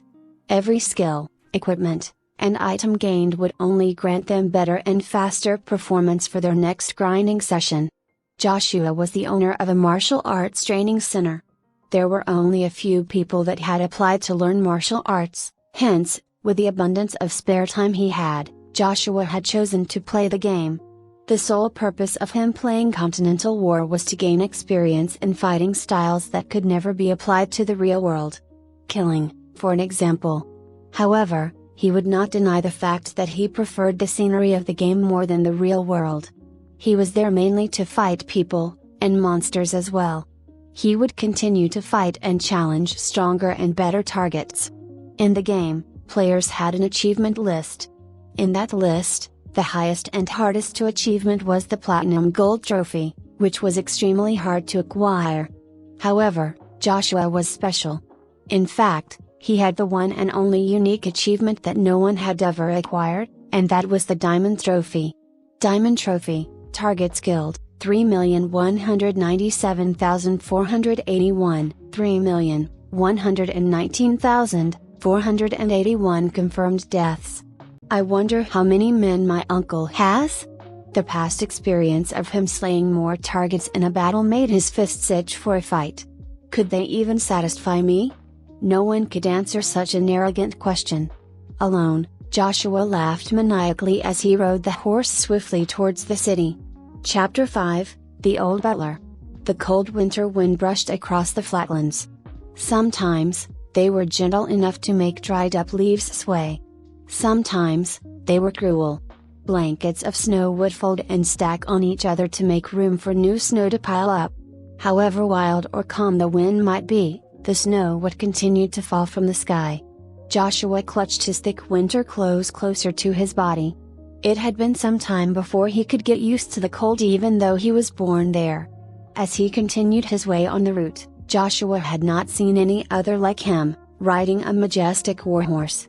He reached the borders of Moldavia and slowed down. There were more and more people on the route he was using.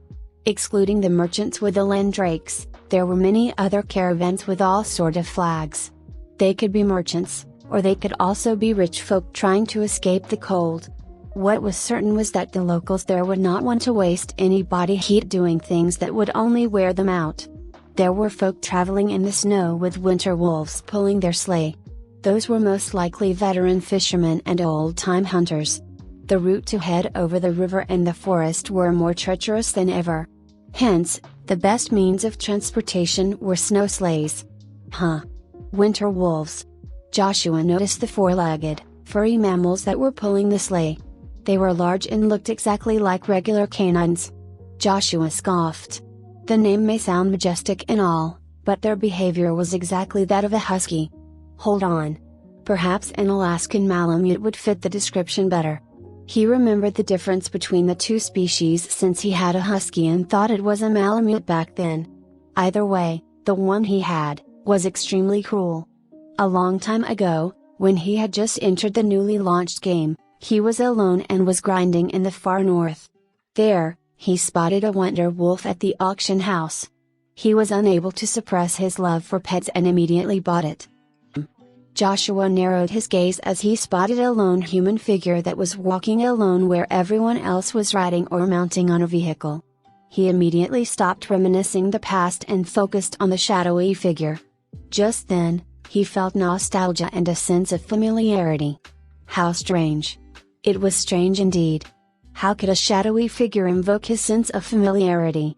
Joshua then focused hard on it and moved his horse towards the shadow. As he got closer and closer, the sense of familiarity got stronger. Yet, he could not figure out who the person was. It was until when he got close enough that his vision was no longer obscured by the snow, he recognized the person. Shocked, he gasped. Old Butler. Fang? The man responded to the name Fang and lifted his head when he heard the call. The old man lifted his head higher to meet Joshua's gaze and bowed politely. It's been a while, Master Joshua. Without replying, Joshua got down from his horse swiftly and quickly greeted the old butler as his equal. When he had the chance to properly examine the old man, he noticed two aspects that made him feel incredibly aggravated. What happened? Your hair. Your hands. Joshua held the old man's hands in his own and examined them. The old man merely smiled and allowed the young master to do as he pleased. The hands that had taken care of him for years, were now aged beyond comprehension. Veins were popping out and the muscles he once had degenerated. The man had lost his youth and strength. His skin was now wrinkled. There were wrinkles on his forehead. Looking at the pair of hands and the old man's happy face, Joshua could not return the smile. He was angry. And that anger belonged to this world's Joshua. Fang was the butler of the Radcliffe family. He was there when Joshua was born. They had been living together for as long as he could remember. In fact, he was so close to Joshua that Joshua did not see the difference between Fang and his own father. Still, Fang was more caring than his own father. It was because of the years of affection he displayed to Joshua that made him angry. The man that was standing feebly in front of him was the man that had taken care of Joshua. The cruel scars of time could be seen all around him. The white hair, the feeble smile, the countless wrinkles on his face and hands. It did not take a genius to know that the man was now old. If everything was normal, according to the rules of the world, Fang, the middle-aged man, was supposed to be the same as the other butlers of other families. His appearance and age aside, he was supposed to be the same age as his father. Both were about to pass the age of 50. A man of that age, that had been through hell and back, growing a full head of white hair should not be something weird. That was the abnormality. Neither his father nor Fang were normal to begin with. Aside from the other humans, the winter count, Beirut's Radcliffe was a gold-tier knight. It meant his expected lifespan was as long as 200 years. If one were to take good care of one's health, a gold-tier knight could live as long as 300 years. 50 or 60 years old should be the peak of their life. Yet Fang had gotten old. When Joshua was a year old, Fang looked and behaved like a young adult around the age of 18 or 20. When Joshua was still running around in his mismatched clothes and a wooden toy in his hand, Fang looked and behaved like a young adult around the age of 18 or 20. When Joshua was training with his father with a huge steel sword in his hand, Fang would be sitting at the side of the training ground, with fresh hot tea prepared for the both of them. Fang looked and behaved like a young adult around the age of 18 or 20.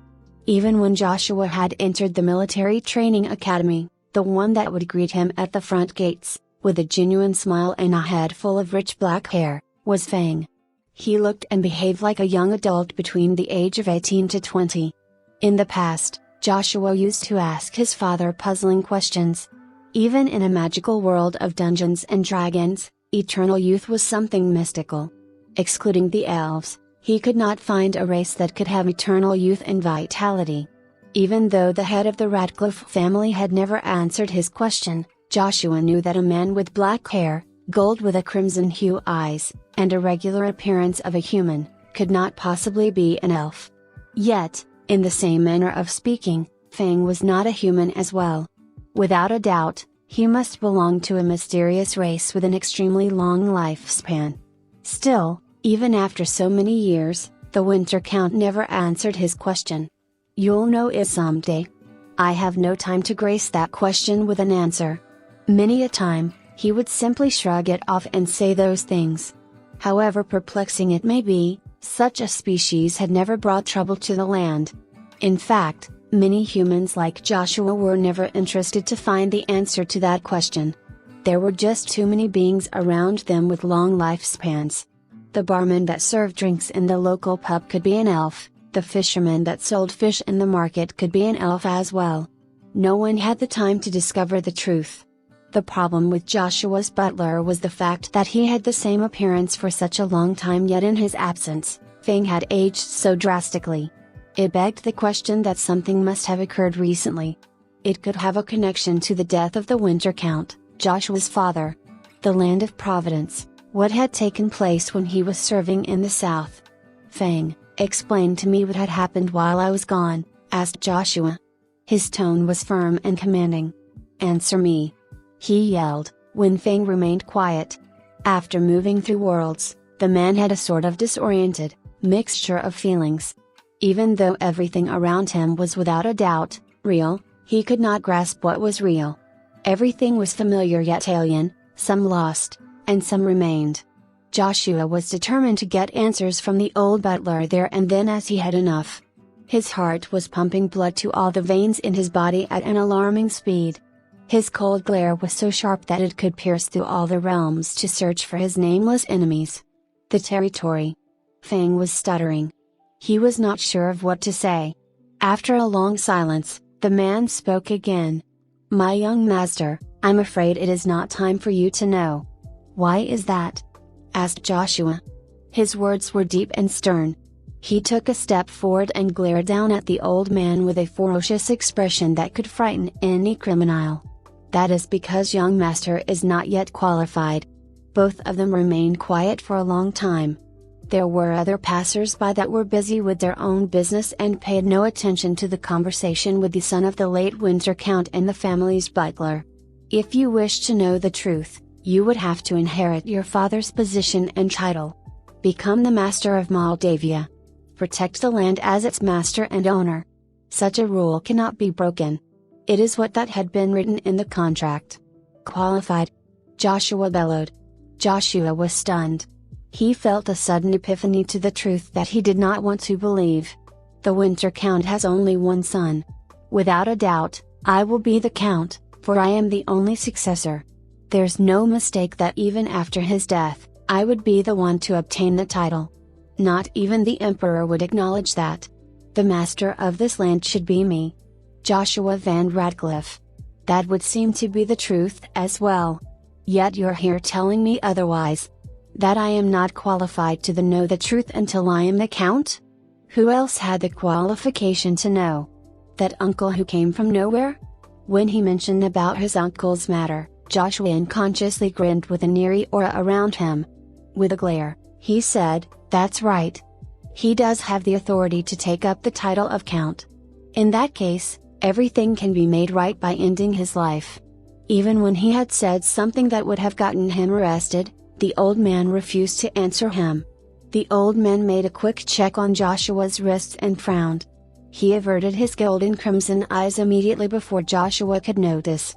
"Qualification is not something as abstract as a title or status. It is a thing," said Fang as if he was reciting a speech that was pre-made. Joshua listened to him patiently.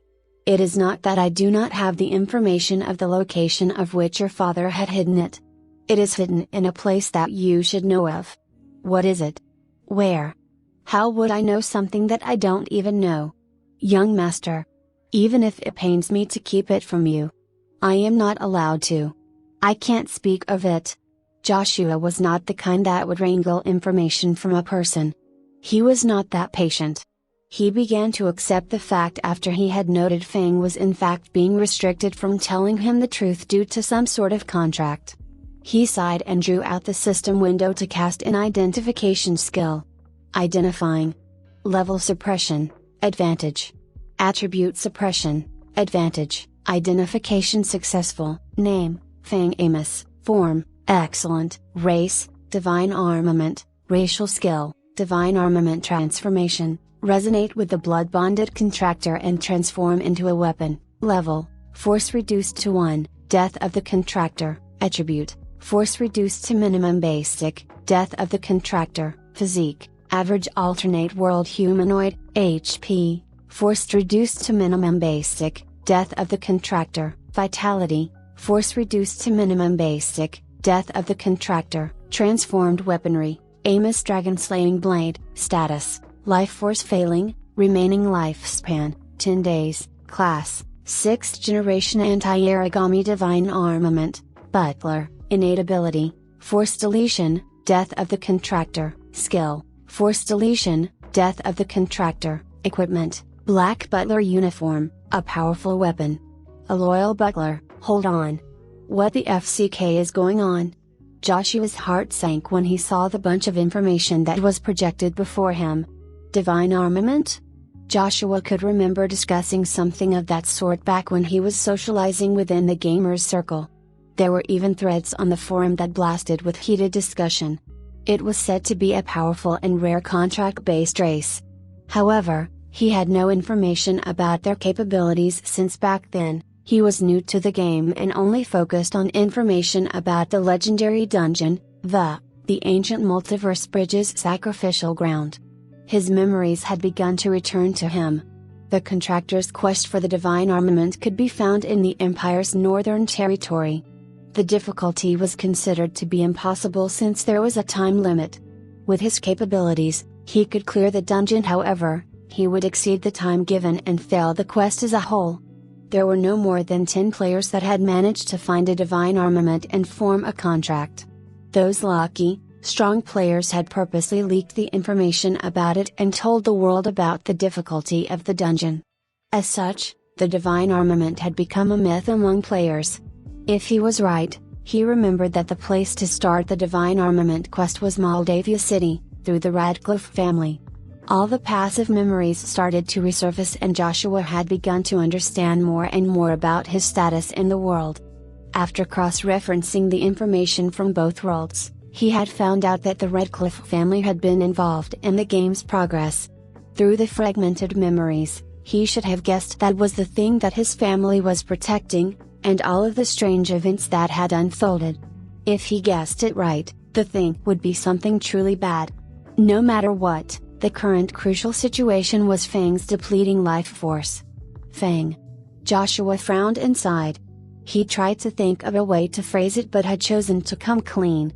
He already knew the truth. Yes? Young master? Your time is short. The old man twitched a little and remained silent.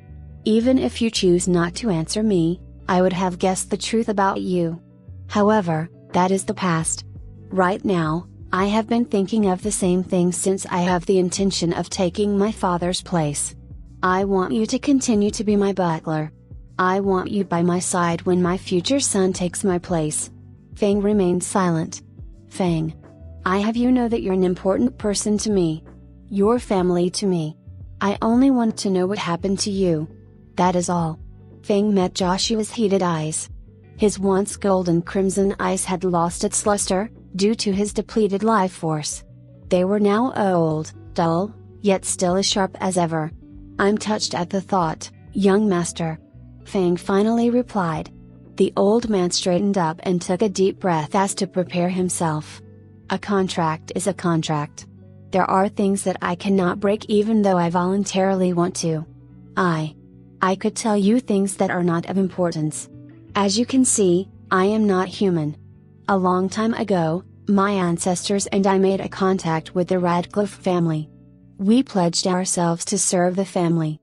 The contract binds our life force, hence, when Master passed away, I too, will soon join him in eternal slumber.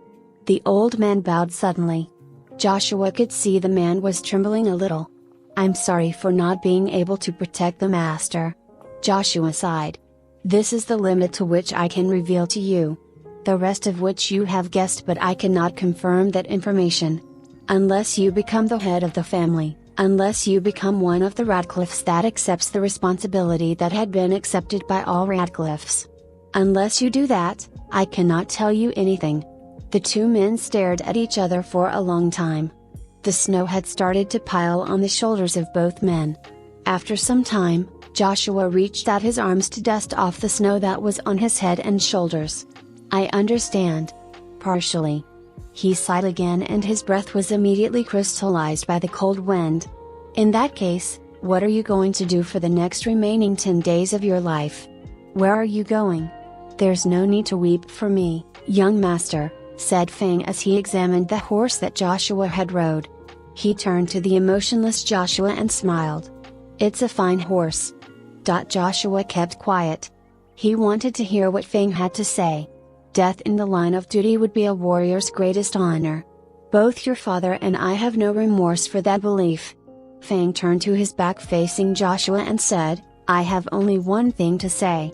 His voice was deep and solemn. "We have uninvited guests in the house now."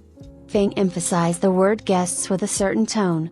"Regrettably, I am not in the best condition to treat them well. In that case, I'll take the responsibility to clear the garbage. Like what you used to do back then." Joshua understood what he meant. "Clean and spotless. Very well. I will pray for your well-being, young master. Good luck. Goodbye." Fang. The old butler took the reins of the horse and sped off in the opposite direction of where Joshua was headed, where he was staring at then. Sigh. To be the owner of the sealed land? Bah! Joshua scoffed then laughed coldly. The snow got heavier by the minute and his vision became more obscure. All he could see then was the silhouette of the gigantic city walls. The walls that protected the place where he had traveled more than 1,000 kilometers, the sealed land, the place where his uncle was going to seize the Count of Moldavia title. Chapter 6, Under the Light of the Twin Moons. Ding! Dong! The bell rang 9 times. The sound of the echoing metal spread out from the center of Moldavia. A few men came down from the bell tower that was erected at the center of a grand church. It was a scheduled call, to inform all that lived in Moldavia to know that night had arrived. Fire in the lamps that hung on most corners of the streets was put out by patrolling officers. Right then, only faint candlelight could be seen emitting from the closed windows of all residents. The darkness in the streets was abnormal. It began with a strict order that was decreed half a month ago. All citizens must obey the law. It was a rare sight that the usual busy street of the shopping district was empty. Shops that were well known for nightlife had ceased their businesses. There was only darkness. The only light source could be seen on the street were those coming from the torches of the patrolling officers. The only place that was brightly illuminated then were countable with one's fingers. Among them, the building that shone the brightest was the Central Command Center. The headquarters of Moldavia and also home of the Count, who was owner and master of the city. The building was grand as it had close to no differences to that of a castle.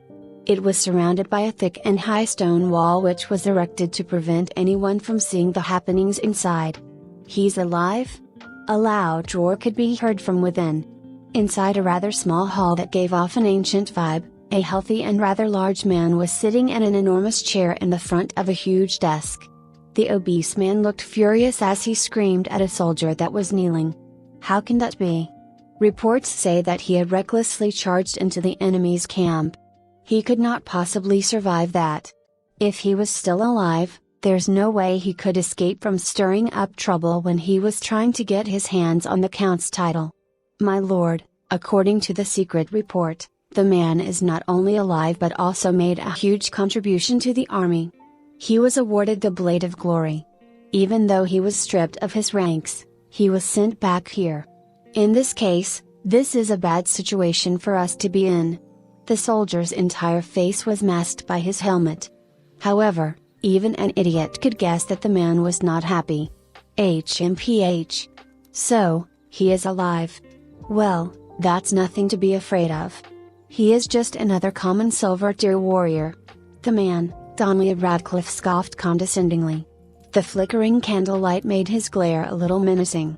Those knights that were loyal to his father are all stationed at Fort Dark Forest. Those knights were the ones that we are supposed to be wary of. HMPH. They cannot come back to the city before the dark tide ends. When that happens, I will be the next Winter Count. Even though the manner he spoke was confident, the man was still frowning. He had an annoyed look and a glare that could kill a bird just by focusing his sight on them. Ugh! The fact that he is alive. This could change my plans. Those knights. That man. Sir Donlia, it looks like you have some trouble. A shadowy figure appeared from nowhere and into the hall. The voice he heard was as if someone was standing next to him. The owner of the voice came out of the shadows and revealed himself to be a warrior clad in heavy armor. Logically speaking, a suit of armor made from heavy metal would have made a metal clanking sound if one were to walk. However, the man that had just appeared seemed to have defied the law of physics. He was obviously walking, even though it was slow, no sound was generated. When Donnelly noticed his presence, a voice rang in his mind, "If there's something troubling you, I can lend you an ear." Swordsman. No. Silencer. Why are you here? Donnelly returned to his regular state of mind and leaned back into his chair. He frowned and rested his hand on his chin. You're supposed to be patrolling. I did not pay you good money to have you running around as you wish. His voice gradually grew louder. The silencer's helmet twitched a little as he played with his fingers around as to express his annoyance. He then used spirit sense to respond, "Technically, I am under your employment. However, need I remind you that without their support, you would not be able to hire me?" The rest of us shared the same thoughts. Donnelly raised his eyebrows, and when he wanted to open his mouth to retort, the silencer continued to talk. "I'm here not to discuss something as trivial as that. There's something important that I think that you'll need to know." The silencer's voice turned stern and deep. "Trust me. I have no reason to lie." Immediately, Donnelly knew that something was wrong and the news was as important as the silencer said it was. "What is it?" asked Donnelly despite not being able to see the man's face in the suit of armor. He had chosen to speak in a neutral manner to avoid the risk of offending him. "The man among them has started to move." "When will they arrive?" "Tomorrow." Donnelly's face turned black as he sulked menacingly. "I haven't managed to get my hands on this city. If that person arrives now..." "There's nothing we can do now," said the silencer through spirit sense. "It is best for you to prepare a welcome party." The man kept quiet. The only sound that could be heard was the howl of the winter's wind through the opened window in the ceiling. At that moment, someone came rushing into the hall. His breathing was so ragged that he could run out of air at any time. "My lord. Young Master Chris is missing." "What?"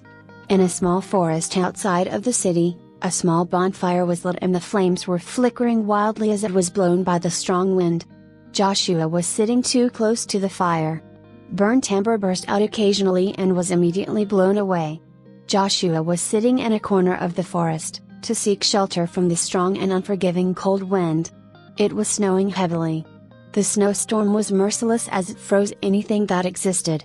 Those that could not adapt to the cold would experience death by ice. Joshua had almost gotten used to the cold. Although, he would place his hands closer to the fire from time to time. He was only tens of kilometers away from the city. He reached his hands into a bag of dried food and fed it to the warhorse. "You had it rough there, old buddy." The horse neighed nonchalantly. The fire was flickering violently as the wood was almost completely burned away. Joshua turned to his side and picked out a large block of chopped wood and tossed it into the bonfire. The bonfire welcomed the fried cold wood with fire that brightened the area and provided warmth for Joshua and his horse. Winter's night in the land of the north came faster than other lands. Rather than chasing the light in the far horizon to reach his destination, it would be best to rest for the night to preserve strength for the next day. Joshua found a small forest and set camp at the edge where the trees were smaller and wildlife was scarce. He took his bags off the horse's saddle and started preparing a meal.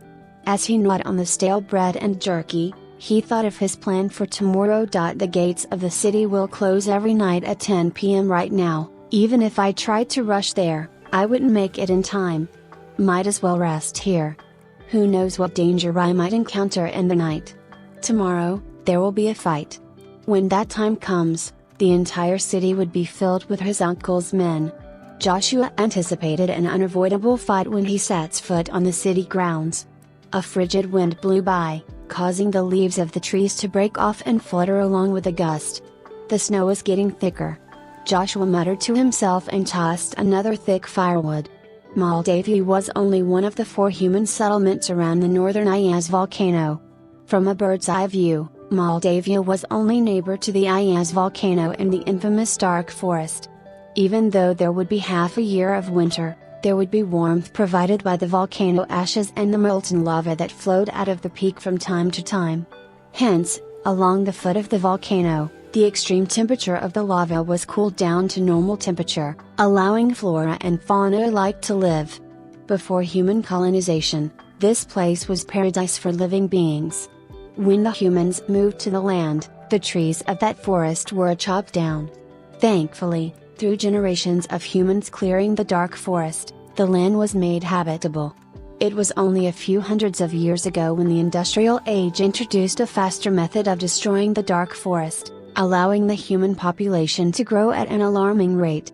It was not known to what extent humanity had sacrificed to achieve their goal. At the very least, there was a triangular void that separated the originally semicircular dark forest into 2 parts. As for the newly built city, there were more gravestones that had been erected. The territorial owner of the city of Moldavia was the Radcliffe family, which Joshua belonged to.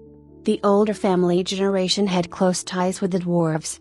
They had contributed to the extractions of precious minerals, allowing the Radcliffe family, with the help of the dwarves, to produce stronger weapons and armor.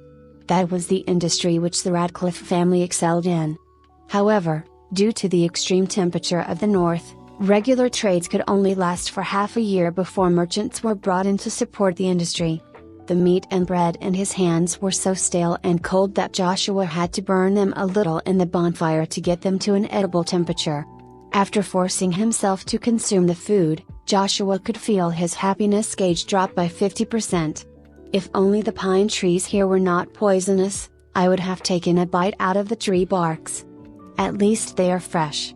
Joshua knew many things, from the green bear beast of the beginner's village where greenhorns could easily kill with a swing of a twig, to the sky-crushing dragons on the eternal Arctic Circle that took 24 veteran adventurers to try and defeat it, the great god giants in the multiverse sacrificial ground, and even the green frost titans of the zenith of the corroding winds.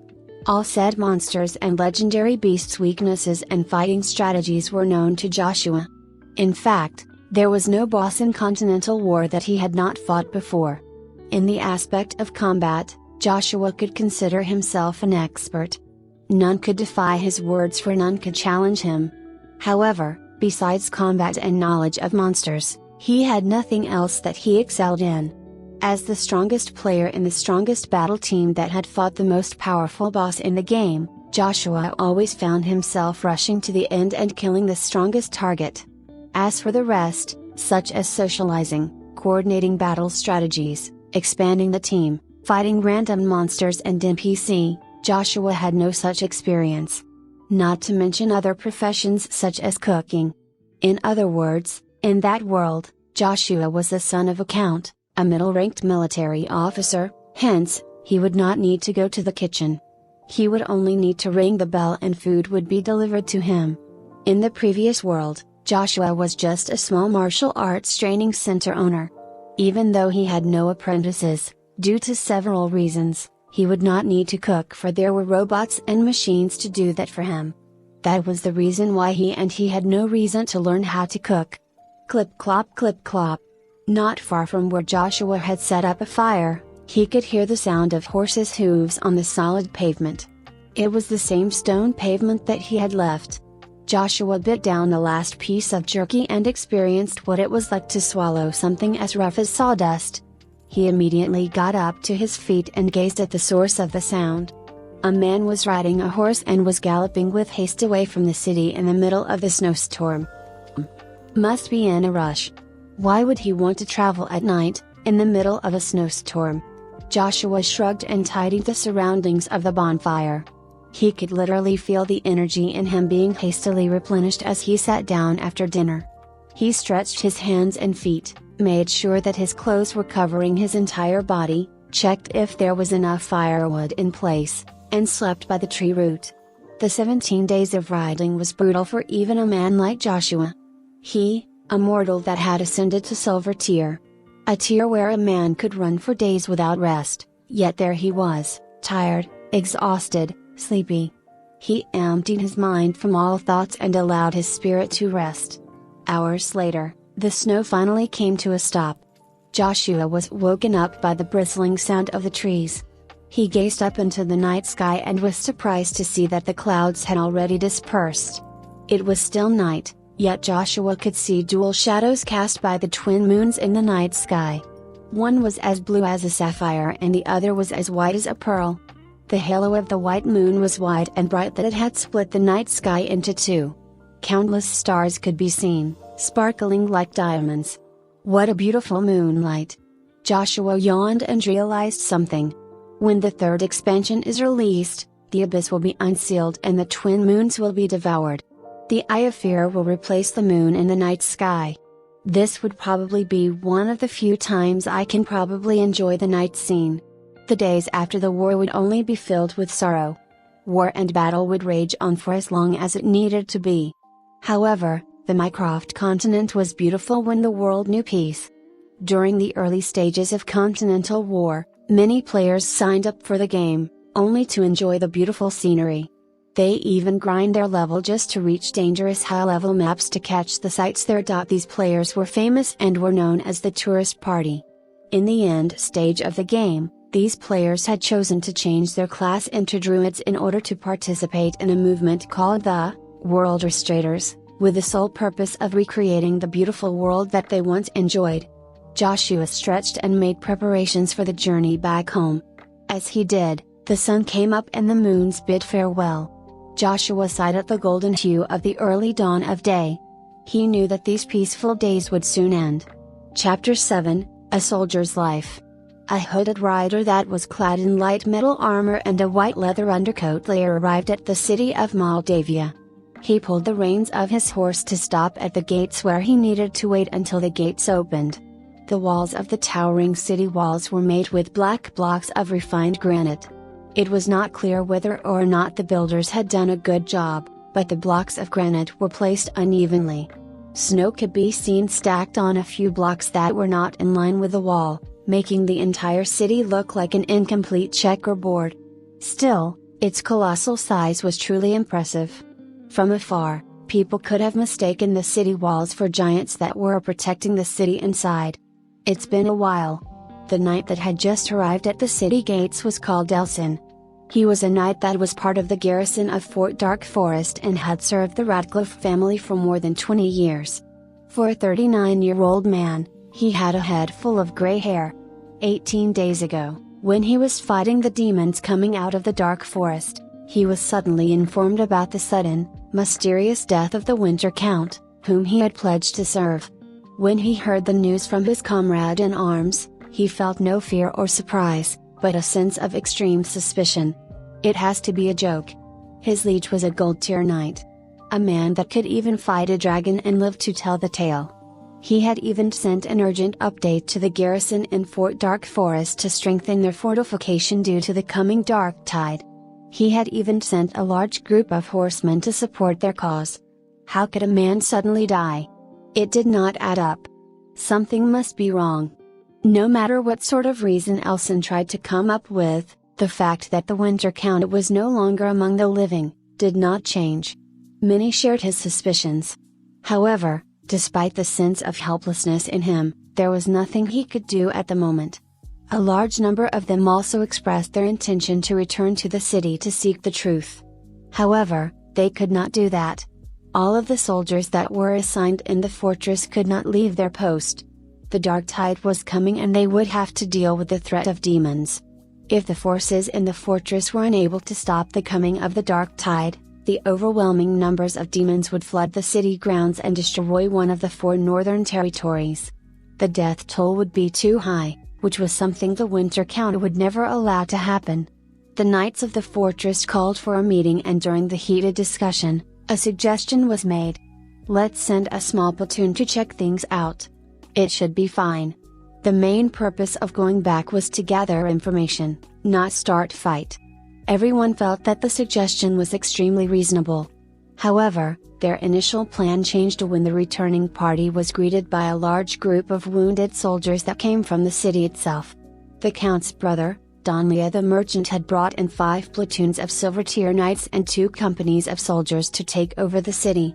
A squad of soldiers had around 10 men, a platoon 50, and a company was 100.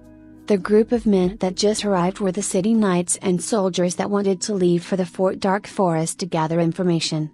However, when they left the city, they were immediately overwhelmed by the large force and had to run away, throwing away their battered armor and broken weapons. Did he plan this? Did he come to take over the city just after our liege passed away? HMPH. Such a betrayal. The person to inherit the title is young Master Joshua. Who does a Don Lea think he is? Naturally, the act of treason had incurred the wrath of all the soldiers in the Fort Dark Forest. However, even if they wanted to march straight back into the city to take back what was rightfully Joshua's, they were limited to guarding the fortress against the incoming dark tide. 200 men could make a change, but they would be facing 50 Silver-Tier knights, equivalent to 50 battle tanks on the front line. The situation now is confusing. To get things straight, we have to go back. We cannot just leave this fortress alone. The heated discussion grew long until they realized that there was no hope. If they wanted to intervene in the city, they could only do so after the next month, when the dark tide was dealt with. Next month? By then, that Don Lea would have acquired the title of the Winter Count. A man with an injured arm called out. If he does, half of us here would be removed. At best, he would only be forced to return to our place of origin. He would not need us, the knights and soldiers of the old Count. What he said was somewhat true. None of them were willing to leave themselves.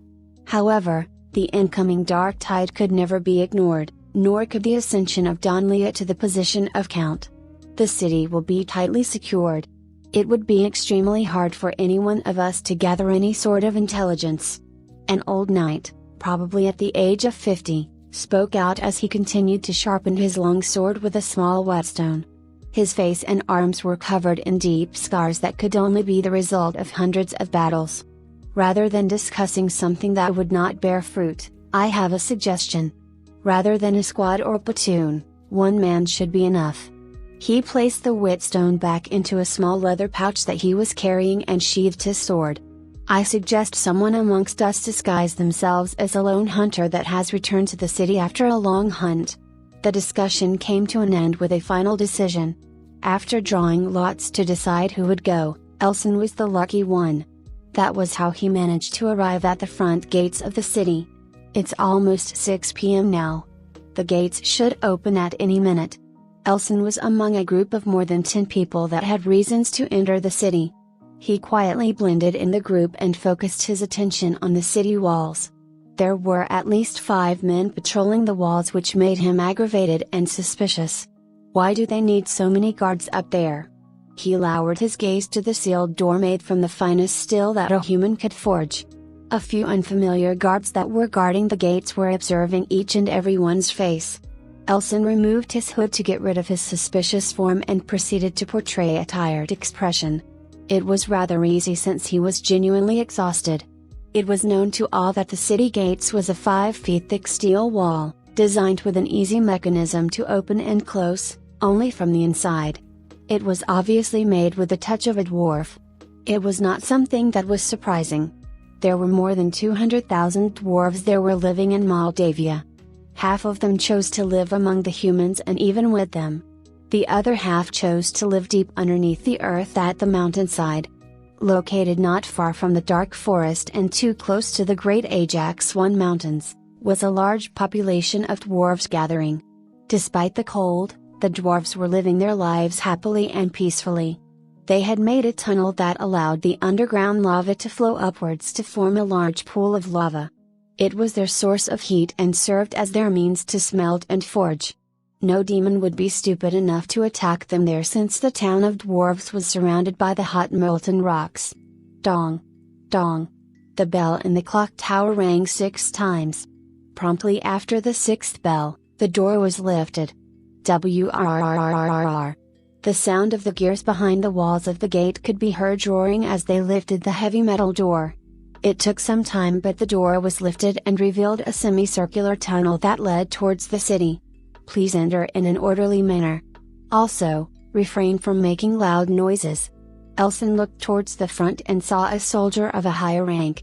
It was obvious, since his uniform and armor was far superior compared to the rest of the soldiers around. The people around him heeded his words and formed a straight line. Each of them walked slowly behind each other and followed the instructions of the person in front. When Joshua got closer to the gates, he could see that the soldier's expression was stoic and stern. He took extra care to hide his presence, since the soldier was glaring at everyone's face. No, not glaring, but observing. Elson dragged his horse along with him and was about to enter the city when a soldier pulled him aside. "Who are you? Where are you from?" The soldier that pulled him out of the crowd was larger than the rest, yet he spoke to Elson in a friendly manner, unlike the rest. "Good evening, sir. I am a lowly hunter that came from the Red Leaf village that's in the east. I'm here to trade for some coins. Perhaps I could interest you in some pelts?" Elson had his line ready and even the deer carcass wrapped in a large blanket that he hunted in the forest. The scar on his face and his well-built physique had made his lie a little convincing. From the looks of it, he was unaffected by the cold weather. Only a veteran hunter could be in such a shape. "Ah! Ha ha! No, thank you." The rugged soldier examined the deer and let him go on his way. Elson's deception worked flawlessly. However, before Elson could get away, the soldier tapped his shoulder and whispered, "Security has been tightened here. You are not allowed to go out after 9 p.m. "Oh! Thank you for the advice," said Elson earnestly and gave the soldier a few silver coins. The soldier's face remained stoic, yet he took the coins without asking further. The soldier then continued, "Be careful with the wandering warriors. That bunch is not as good to talk to as I am." He then promptly left Elson alone and went back to join the mean-looking soldier that was still glaring at everyone that walked into the city. Elson turned to give one last observation to the interior view of the gates and went away. The morning wind of winter was chilly. All the doors were closed. The windows were shut tight and curtains were drawn in. The piled snow that got thicker was not taken care of. The sight of which, Elson thought the city was abandoned. Could this be the after effect of Donlia's temporary ruling? Why would he need to be that strict? Was he trying to take control of the city, or destroy everything that it was once worth? When Elson kicked the thick snow off his boots, a blaring alarm was sounded from the gates behind him. Ding dong ding dong. Was I found out? He cried in his heart. The blaring alarm sent Elson into a state of anxiety. His hands hastily flew to his waist to pull out a small dagger that was well hidden underneath his thick leather undercoat. He braced for all that was about to come to him and quickly assumed a fighting stance. Something was wrong, yet it was not about him. He knew it almost immediately when he turned around. He recognized the alarm pattern. The extreme fast knocks of 4 strikes per second would signal the utmost danger.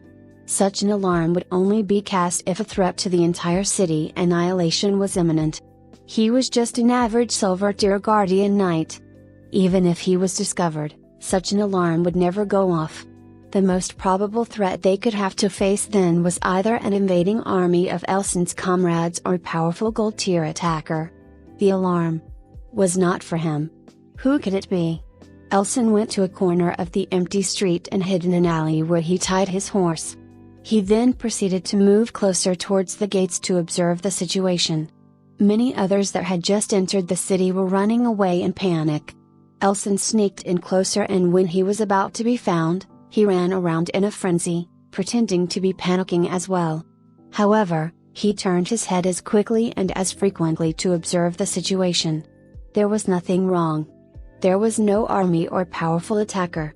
All the common folk had run away, and what was left at the gates were the guards that had drawn out their weapon. And a man? The gray-haired knight focused his sight on the shadowy figure and saw a face that was all too familiar. Wait a minute. That's young Master Joshua. He thought to himself. What is he doing here? The man should be in the Northwest Flatlands. He should be busy with the glorious expedition to topple down the impenetrable Fort Druze. The war is not over yet. How did he come back? Was he here to claim his right as count? It would be fatal for him alone. There were more than 50 silver tier knights and over 100 soldiers.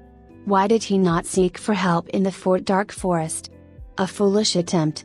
A suicide mission. Was he out of his mind? Doubt and shock filled Elson's mind, and he was stunned there, unable to do anything. The next moment, he heard the sound of hundreds of men marching towards the gates. 5 or more squads of fully armored soldiers, wielding long spears, were marching towards the gates. Their target? Joshua. Move. Fool. Elson cried in his heart. He wanted to scream, but he was not in his right mind to do so. There were too many of them. Joshua was just a silver tier warrior. How could he just stand there and welcome them? They were going to kill him. Why was he not running? Why wasn't he running? That was because Joshua wanted them to come to him. The blaring alarm was still going off, and the thick metal door behind him was dropped almost immediately. All means of escape was sealed as Joshua was surrounded from all possible directions. When all were ready to strike him to his death, Joshua stood there, unfazed, unaffected. Everything was going according to plan. He knew that his face would have been recognized and that all the soldiers that belonged to his uncle would storm out to the gates. He also knew that if he tried to sneak inside, he would also be found. The opponent, his uncle, would try his best to kill him. That was the harsh reality of fighting for the title of Count. Joshua's hands and feet were ready to rumble, and his heart was as calm as a lake. Yes, he might be surrounded. Yes, there was no way for him to escape. However, what would an escape path do when the men had no intention to flee? Was there anyone strong enough to stop him? Such a warm welcome. The air was still. No one dared to move a muscle. Not even the soldiers that had their blades edge ready to stab Joshua. Joshua's eyes were swimming around, scanning for the superior officer in charge. Then, he spotted him. Just when he was about to open his mouth to give the kill order, Joshua zoomed towards him at insane speed and made the first move. He disarmed the officer's sword and used it for himself. Without any delay, more than 10 soldiers rushed towards him and thrusted their spears at him. Joshua remained calm and took a deep breath. Combat Torah. The power that was born from life. A power that exists in the bodies of the strong and powerful. It lies deep within the body and the soul, accumulating passively. Joshua took a breath, allowing his lungs to take in as much air as possible to activate his internal organs to trigger the power. The blood would start pumping faster, his veins and arteries would expand. The blood, containing the fluid of life, would circulate all around his body to instantly increase his strength by multiple folds. This is one of the combat or skills all warriors on the Mycroft continent would learn, Kite 2. Such a skill could allow a human warrior to send a large orc flying with a single strike. If the warrior was extremely strong to begin with, one might even cleave the orc in half. The skill was so strong that it could strike a diamond in half, turning a harmless dull blade into a blade that could cut through air. Before coming to this world, Joshua was just an owner of a martial arts training center. There was no such thing as combat Torah in the real world. However, there were martial arts, moves, stances, and techniques that could assist oneself to gain unimaginable power. When he played the game, the system dictated everything. Hence, he was not able to bring the best out of both worlds. Things had changed then. The game had become the real world. Both combat Torah and martial arts could be used at the same time. In fact, There was a chemical reaction that made his powers more potent than ever when he combined the best of both arts. Whoosh! A flame-like light that gave off a reddish-orange hue shone brightly in Joshua's chest. Along with it, a loud beating sound of his heart. He could feel each pulse was pulsating with power. Each pulse sent waves of energy and strength throughout his body. Not long after, his entire body was giving out rays of light that were spiraling around him. Like a tornado with him as the center, the air around him began to spin at an amazing speed that had sent all the snow away from him. He took a fighting stance, pushed all the power that he had built up into his legs, and took a step forward. Dong! The deep, beating sound of his heart grew louder. It was so loud that he could practically hear the blood flowing in his veins like a waterfall. His eyes glowed with an intense crimson fiery light. It was an experience that Joshua had experienced tens of thousands of times in the game. It was both familiar yet strange to him. It was the color that belonged to both Joshua of the real world, and Joshua of the Mycroft continent. He could feel the power that was unleashed, crackling with joy as its master was calling out to it. He swung his sword back, charging a strike. He focused on one point with everything he had, preparing to give it all. The power flowed with a special breathing method that he only knew. The power began to flow into his bloodstream, his muscles, his bones, his entire body. At one point, the power that was flowing in him started to leak out due to the excessive buildup. He focused those powers that leaked out to the tip of the blade and allowed the blinding radiant power to form a shapeless blade. The enemies were already right in front of him. Their spears were only a few inches away from his eyes. He could see the reflection of his own power, shining off from the tips of their spears. Chapter 8, You Seem Familiar. Bam! A thunderous explosion erupted, along with Joshua's deafening roar. The unleashing of his powers were just the beginning. Joshua's Kai created a powerful blast that rippled through the air, distorting the surrounding air powerfully. He was far from done. More and more semicircular sword blasts were sent out like a machine gun. The powerful blast of his sword attack shattered all the nearby windows. His leaking deep crimson-colored combat aura was mixed with the snow. With that, he had managed to destroy the enemy's formation. The soldiers that came in a large group, wielding spears and sword, were all blasted away. The sound of the bones cracking was clear and crisp, and that was extremely terrifying. Those people were thrown back to their comrades and were pushed tens of feet behind. The spears and swords in their hands shattered. The shields were strong enough to withstand the attack, but their hands had failed them. Even their armor was not strong enough to block the overwhelming blast that had made countless of maze-like cracks on the armor. Blood started to ooze out from the cracks as they started struggling to even breathe normally, what more to get back up to their feet. The ferocious wind was still blowing around Joshua, surrounding all that was around him.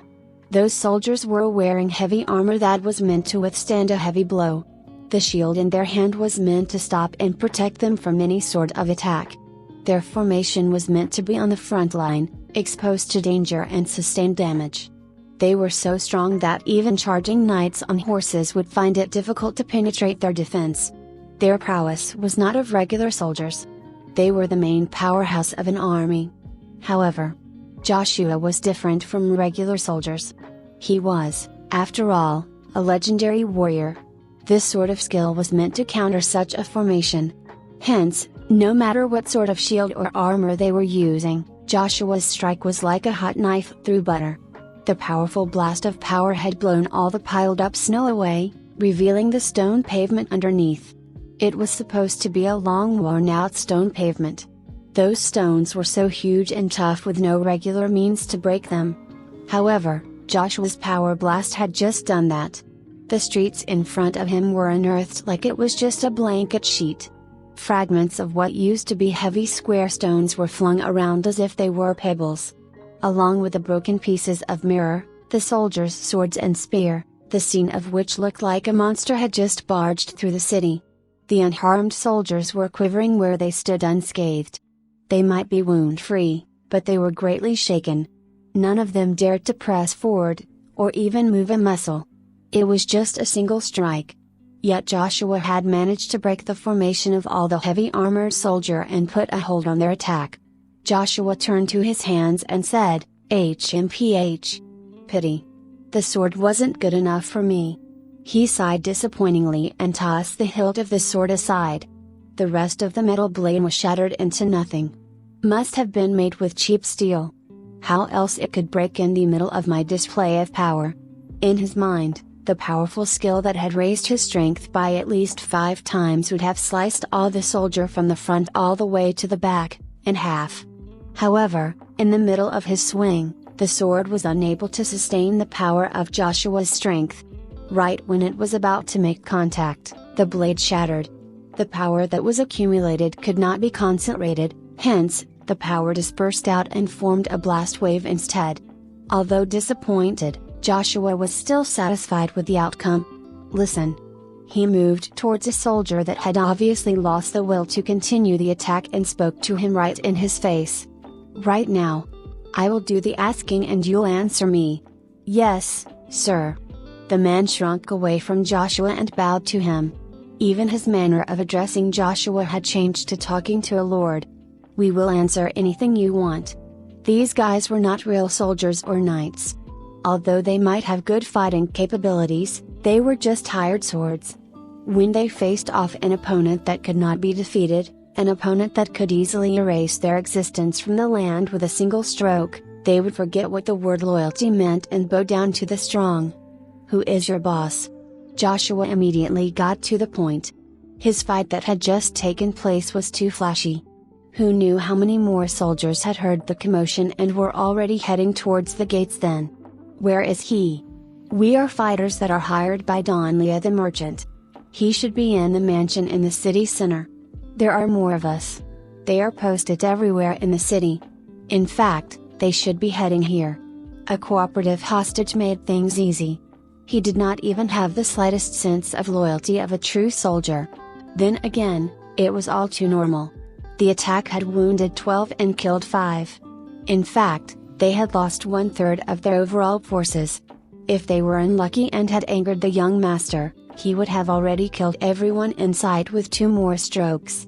The mansion? Joshua frowned. The corner of his lips twitched. He raised his head towards the general direction of the mansion and muttered to himself, "Why the rush to move into my home? Bastard, could he be ignoring my existence completely?" The soldiers dared not answer his question. They had thrown their weapons to the ground and was kneeling down, not in the position of fighters, but of slaves. Joshua was not interested in handling the defeated soldiers as he had other more pressing matters to attend to. He promptly walked away from them and proceeded to pick up a long spear that was still in perfect condition.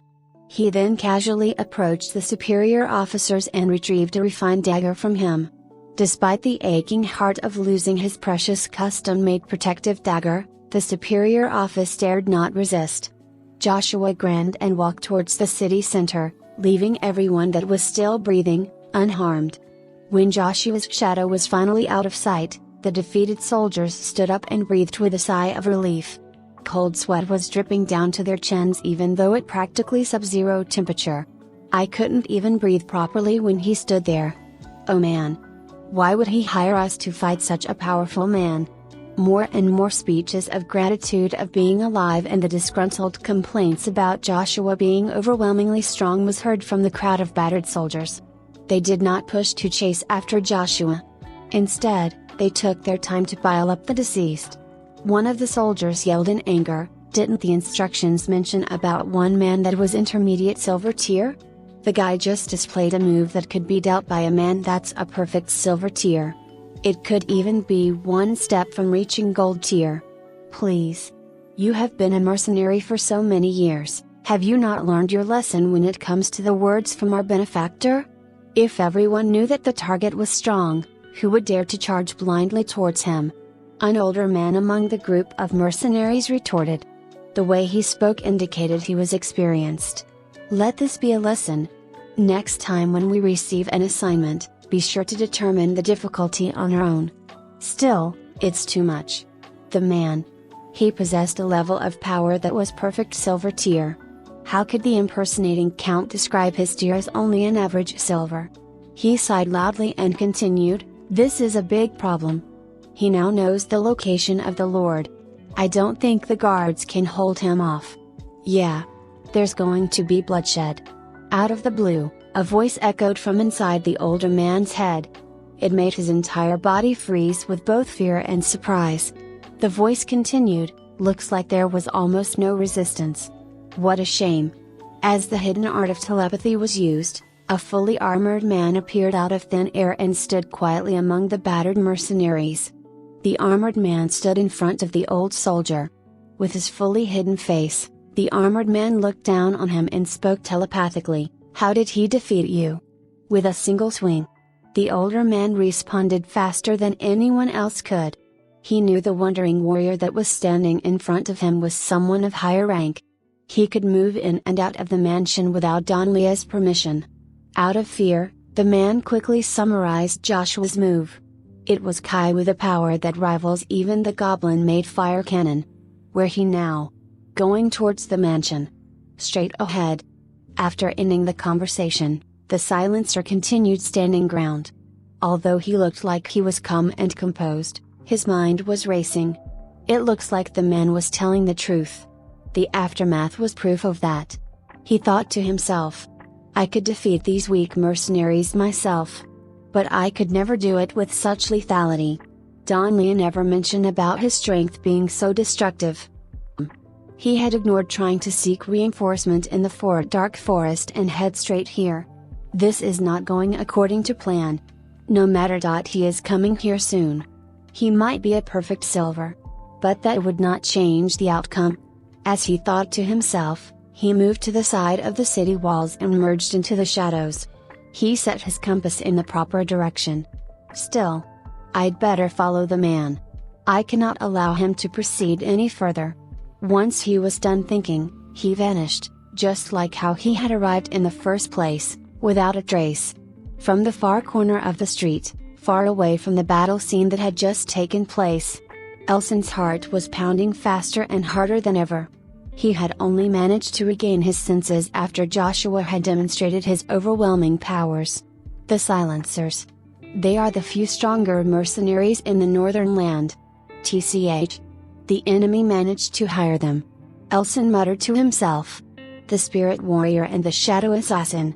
Such an unmatching class could be combined to form a silver tier fighter. If he had chosen to walk on a single path, with his talents, he could become a gold tier fighter.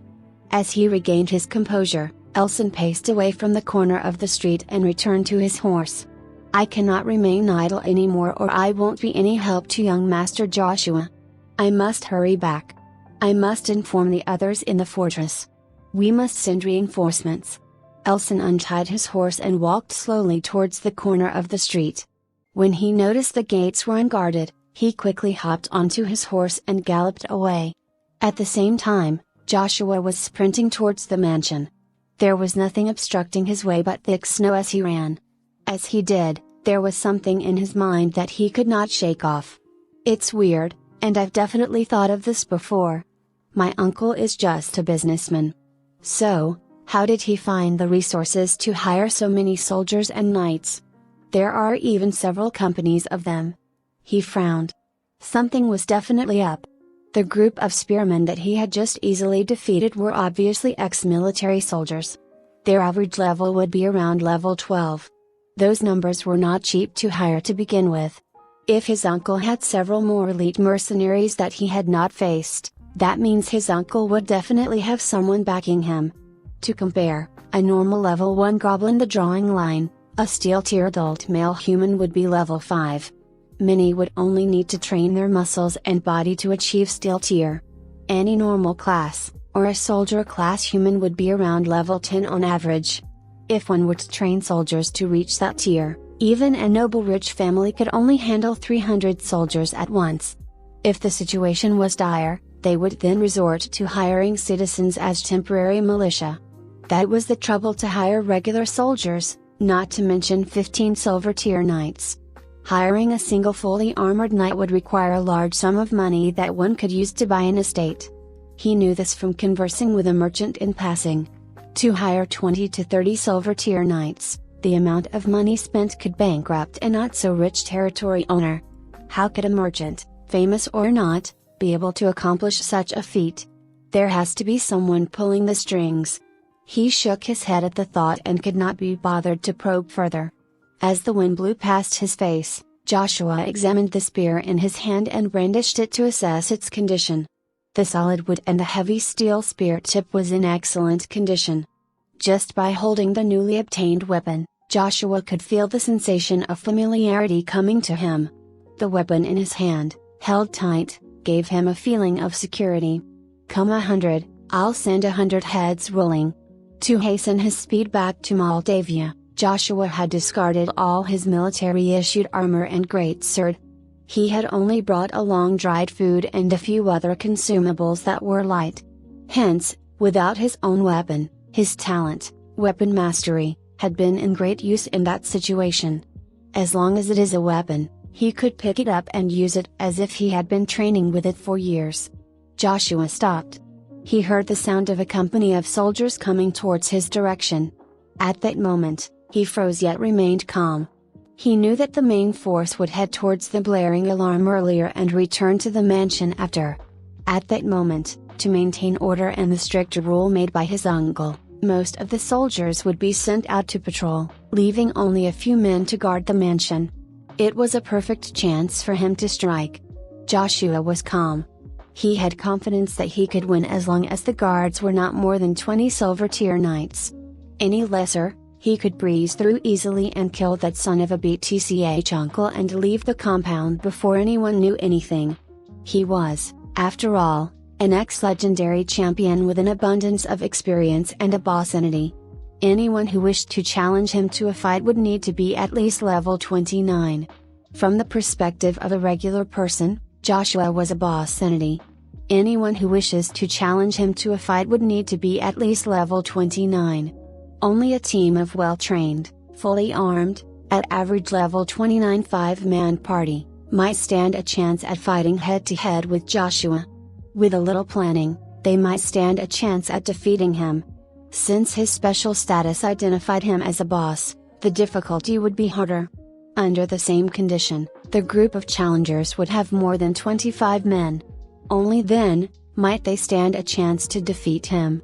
In the game, he would be the nightmare of any regular player. The sound of the company of soldiers was getting closer and louder. The time was till dawn, the sun had not fully risen from the horizon.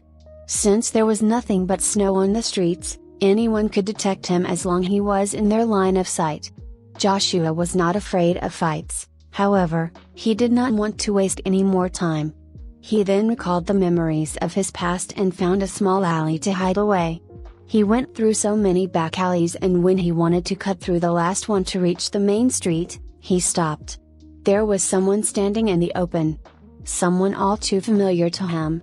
Chapter 9, Like Father, Like Son. A man was standing alone in the cold. Though, he did not seem to be waiting for him or anything else.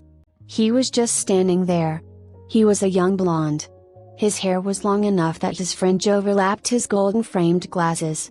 One look and even an idiot would be able to tell that he was not a fighter. In fact, he looked extremely refined and gentle.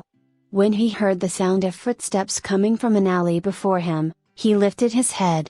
At first, he was stunned but then smiled in relief. Before he could lift his hand to greet Joshua, he was pinned to the wall on his neck and his hand. My Chris. I didn't expect to see you here. Joshua got into a power stance and lifted Chris with just his right arm. He removed his spear from his back and displayed a threatening move by stabbing the spear into the snow. With an innocent grin, he greeted Chris. How are you? Have you been well? Gak. Ack. Oops. I'm sorry. Where are my manners? Let me get you comfortable first. Joshua lightened the grip on his throat. Cough. Cousin, what are you doing? Chris' face was back to normal after blood returned to his face. Even though he was just strangled, he did not appear to be afraid of Joshua. There's no need for such treatment. It's been a while. Cousin? Such a word means nothing to me. Count yourself lucky that we're related. Otherwise, I would have killed you before you could even blink. said Joshua, who remained stoic. You do know what your father did. The man that Joshua had just lifted up with only one arm was the son of his uncle, Chris Radcliffe. It was lucky as well. Joshua had initially thought it was a trap. Even so, we have had a good relationship. Chris tried to reason with Joshua. Good enough that you'd only strangle me instead of detaching my head. Joshua scoffed at the statement. What he said was true. When Joshua and Chris were younger, both of them shared happy memories playing in the snow together. Instead of a cousin, Joshua once thought of him as a younger brother. Even so, Joshua did not let him off. His steel-like hand was still gripping his neck, like a python ready to snap it off. I don't care about our relationship, cousin or not. The moment your father made his move to claim the Count's title, I've taken it as an all-out declaration of war on me. Joshua did not sugarcoat his words. Being lazy as always, Joshua had not asked why Chris was there standing in the snow. Hence, without wasting any time, he nudged Chris and asked, "What luck, just when I'm about to attack the mansion, I bump into you. Now, tell me how many guards there are in my mansion and who is supporting your father. You have 10 seconds before you'll start appreciating your life." Joshua's tightened the grip on his young cousin and counted, 10. Chris' pupils contracted immediately when he saw the glare in Joshua's eyes. He was not joking. There was not the slightest doubt in his eyes about what he said. He was prepared to kill. Panicking, Chris started sweating. If he did not tell Joshua what he wanted to hear, he would be killed mercilessly. There's no need to count. There are 24 guards in the mansion. 15 are lower silver tier, 6 intermediate silver tier, and 3 upper silver tier. Without flinching, Chris reported all he knew about the security details of the mansion. Even though he appeared cool and calm, he was literally sweating like a pig. I have no information about those supporting him. But, I am sure about one. Oh. I must have you know that I'm against my father's action to fight for the Count's title. I am here because I snuck out. Chris started to panic and quickly finished his sentence before Joshua could interject. My brother, you'd see how I responded when I saw you in the alley. I was happy to see you alive and well. You'll know that I'm not with them. I'm with you. True. When the Reaper was holding your neck, there was no reason to tell a lie. Joshua calmed down. His murderous aura around him subsided, yet he did not relax his hands on Chris' neck. Even so, I'd use you as a hostage to move around. Blame your father if you're hurt. Wait. This scheme of taking the Count's title was not my father's doing. He is but a chess piece. That's why the people who are playing this game of chess would never consider my life as important. Chris stopped panicking when he noticed Joshua had no intention of killing him. However, he started to freak out when he heard what Joshua intentioned to use him as. Think about it. How could someone like my father, a commoner, receive the news about Uncle's death? Chris adjusted his glass and started to talk in a serious manner. The day after Uncle passed away, a large company of soldiers arrived and surrounded my home. I didn't know at first, but they seemed to go a long way with my father. After that, my father joined them, and I was taken along forcefully. Still, I'm sure that both my father and I do not trust those men. There's no such thing as a free lunch. The bill is due. Hence, I snuck out last night. It was with my father's advice and secret directions that I am standing here. How else could I be here when I'm just at Steel Tier? There's no way I could just walk out undetected. You say many things. But the fact remains that your father wants the title. As a legendary warrior, Joshua's sensitivity to another man's muscle movements and blood circulation was high enough to know that Chris was telling the truth. When he heard what Chris had said, he released him. The young blonde man coughed hard and shook his head. However, I cannot deny one fact. If my father had no intention of taking the title, no one would have come to him. Even if he was being used as a chess piece, my father must have been willing to allow himself to be used. Joshua crossed his arm. He thought to himself and helped Chris get back to his feet after he had collapsed to the ground, gasping for air. Tell me everything you know about those men. What you have guessed. It was the Wilson family. Chris rubbed the red mark around his neck to ease the pain. Stumbling around, Chris adjusted his glasses before speaking. There was still traces of fear. Amongst the 4 great lords of the North, only the Wilson family would have the motive and the means to rise up against you. They are a family that specializes in crafting weapons and magic accessories as well as trading them. However, since Moldavia has the advantage of the lava pool and the increased population of dwarves, they as master craftsmen, have suffered great losses in their weapons business. Although their production and trades for magic accessories were not affected, it was still a clash of interest that pushed them to rise up against the Radcliffe family in Moldavia. What a meaningless motive!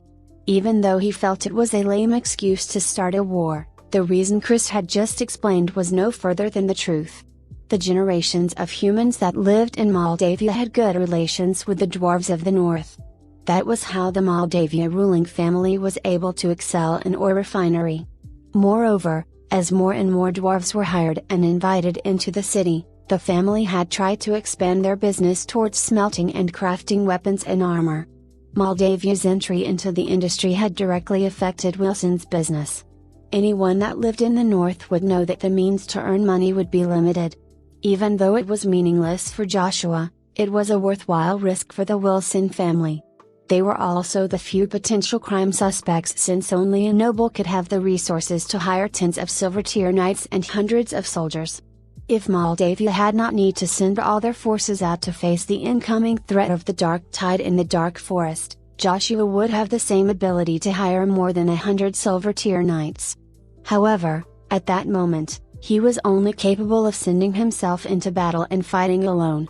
Just then, Joshua felt like something was off about his young cousin. "Chris, you seem to be unsupportive of your father's actions. Just so you know, even though he was being used as a chess piece, a count is still a powerful seat.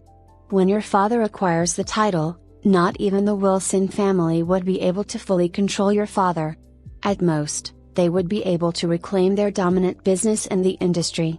My question to you, would you not want to be a count in the future after your father?" Chris scoffed.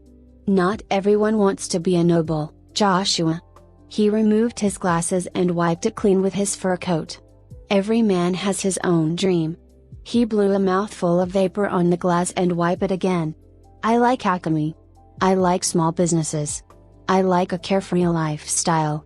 All the things I like can never achieve if I stay in the north. It is unlike the south where everyone was brimming with life. The north. It's cold here. The people are passive. Every year, we have to cling to our lives because of the dark tide. You know me, and you know my father. Neither one of us is capable of leading an army to fight demons. Rather than being a noble, I'd rather be a commoner in the south." Chris adjusted his glasses and spoke confidently. "Listen. I have a fiancé down south. I have my own laboratory. Here? All I have is an empty house that had been passed down from generations ago. Being a noble is a privilege, yet it also comes with responsibilities. Responsibilities that I could never bear. I would be mad when the day comes that I'll charge into the forest and fight the demons. There's nothing else to do here. Explore the mountain? I'd lose my mind being a count in a place where winter would freeze even bears. Well. DMN. I'd never thought of that before. Now I might give up the throne to your father and be done with it." Chris was right. Joshua had grown up in the north and he felt that the northern mountains were a beautiful scene to behold. However, he lived his life in the Empire's southern region and he had found that the people or the place itself were not his cup of tea. A man who had come of age were expected to be able to fight a bear. Those who were unable would be ashamed to even greet the others. It was that kind of culture. How could a gentle alchemist survive in the north where the people there were combatants? All that I had to say has been said.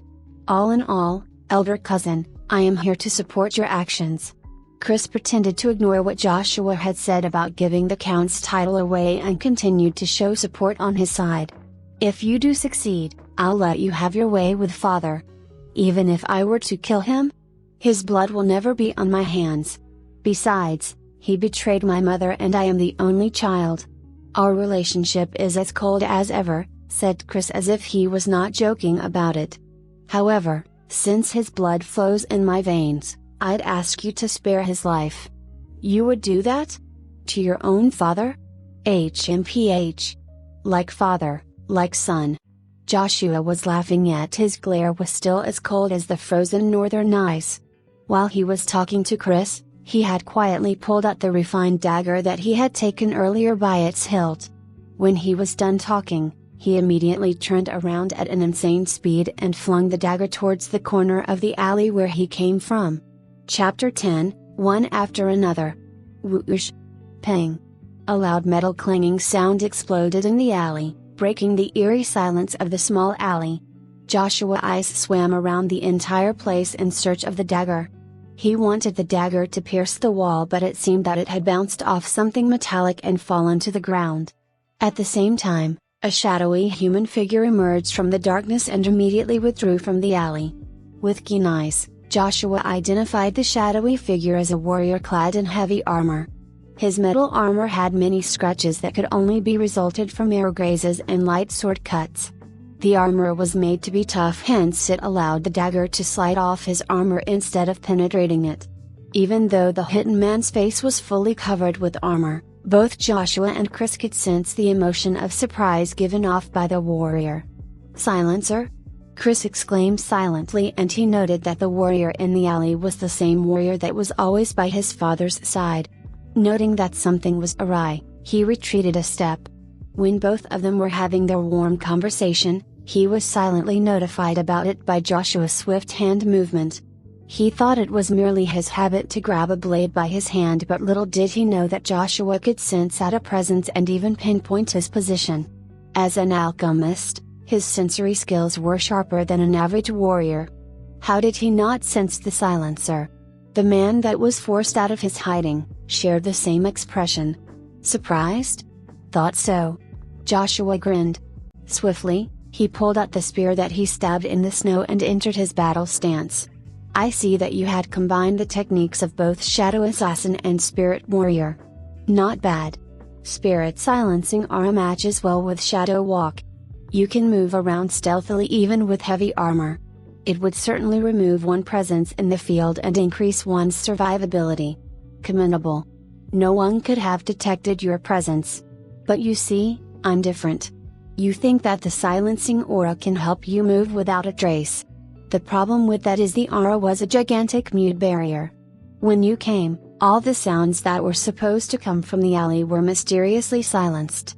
Even a monkey would know that something was going on." While he was taunting the silencer, Joshua turned to glare at Chris and hinted him to move back. He knew that the silencer was of upper silver tier. If both of them were to fight each other with their unrestrained strength, the damage would be overwhelming and he might get caught in the crossfire. He had the confidence to end the opponent's life within 10 seconds, however, the power display will be too great for someone like Chris to handle. A Spirit Warrior is a warrior's special class granted with many special supernatural abilities. Even though at first glance, a Spirit Warriors had anti-magic skills, they were also known to have many other ultimate skills. The silencer moved away from the alley and stood in the middle of the road. He did not mind that the son of his benefactor was running away. He just stood there, glaring at the warrior that had thrown the dagger at him and got it. As a Spirit Warrior that had pledged to be silent, he had special skills to cancel out enemies' spellcasting and possessed the supernatural ability to mute sounds. Being a silencer had its drawbacks. He was mute for the rest of his life and had to use spirit sense to communicate with others. To others, it might be some form of punishment or a huge sacrifice. However, the silencer felt it was a worthwhile trade to gain immense power. Combining the silencing ability and shadow step, the silencer had the highest confidence in his own survivability and assassination prowess. However, even the best swimmer would swallow a mouthful of water from time to time. When his stealth was broken by Joshua with a mere dagger, the dissatisfaction he felt was severe. However, the worst was not about being detected. Unable to communicate verbally? What willpower? Unable to communicate. That would make his willpower as resilient as a rock. In that case, a mental attack would not have any effect on him. 1. With the helmet covering his entire face, the silencer cocked his head slightly to prepare himself to receive an attack from Joshua, who seemed to be ready to jump at any time. The itch in his hands was ready to counter his attacks. I have never seen such stubbornness coming from a warrior. My spell disruption skill would be useless in a physical brawl. The fact that he could see through my stealth would put me at a huge disadvantage. Thinking rationally, he had decided to not fight the man. He began to take a step back silently. I could not even exert half of my powers fighting against him. I'd better withdraw now and think of another plan. You think you can escape? Joshua might have keen eyes, but he was not a mind reader. He could not possibly know how to read the other person's mind, especially when he was fully clad in armor. All he knew that the enemy was planning to escape by sensing his movements. At that moment, he couldn't care less. He flexed his forearm and jumped forward with the spear in his hands, ready to pierce. With years of combat training, not only he was proficient with all sorts of weapons, he could even use a wood-chopping machete as a greatsword and a polearm as a spear. He stomped the ground with so much strength that it sent him flying straight like an arrowhead. The spear in his hand was aimed directly at the silencer's heart. The whistling sound of the spearhead flying through the air was so loud and sharp that anyone would deem it as an attack that could pierce through the thickest armor made, including the silencer. He knew that the incoming spearhead was too dangerous to be taken lightly, especially when the incoming attack had him limited to the small narrow alley. However, the silencer was still an upper silver tier with superior experience. If the fight was a melee, a close quarters combat, Joshua would surely be the one that had the upper hand. He had nowhere to escape. However, he was only using a long spear. Such a weapon possessed no real threat to him. The gray metallic armor glowed with a faint radiance and formed a small barrier-like protection. When the spear landed on the armor, the spearhead was deflected, crashed into the wall, and reduced the foundation bricks into dust. The loud crashing sound had alerted the entire neighborhood, prompting the citizens to scream in terror. Amidst the chaos, the silencer jumped to the side and pulled out a scroll out of thin air. With a powerful burst of magic power, he vanished. Advanced Invisible Scroll. The burst of magic had traces of light that Joshua recognized. He ran a few meters ahead but immediately came to a stop as he felt it would be pointless in chasing after someone who would be truly invisible. It was a little unexpected of the silencer to use an advanced invisible scroll in that situation. What else could he do then? Silencing aura, paired with the advanced invisible scroll effect, and the silencer's own shadow step skill stacking on each other would make him walk without leaving a footstep. Not to brag, even though the silencer's attack power was not even half of Joshua's, but if he wanted to disappear, not even a gold tier could chase after him. Shame that I don't have the all-seeing eye. Knowing that the silencer was running for his life, Joshua had refused to chase after him since he knew it would be a waste of time. Reaching the end of the alley, he scoffed, and started to walk back to where Chris. He started to reminisce the past when he was playing Continental War, where he had the passive skill called the All-Seeing Eye. The passive skills would grant him the ability True Sight, where he could see through all disguised, invisible, or hidden players. It also allowed players to identify players that were hidden behind trees in the forest. It was considered to be one of the strongest passive skills available.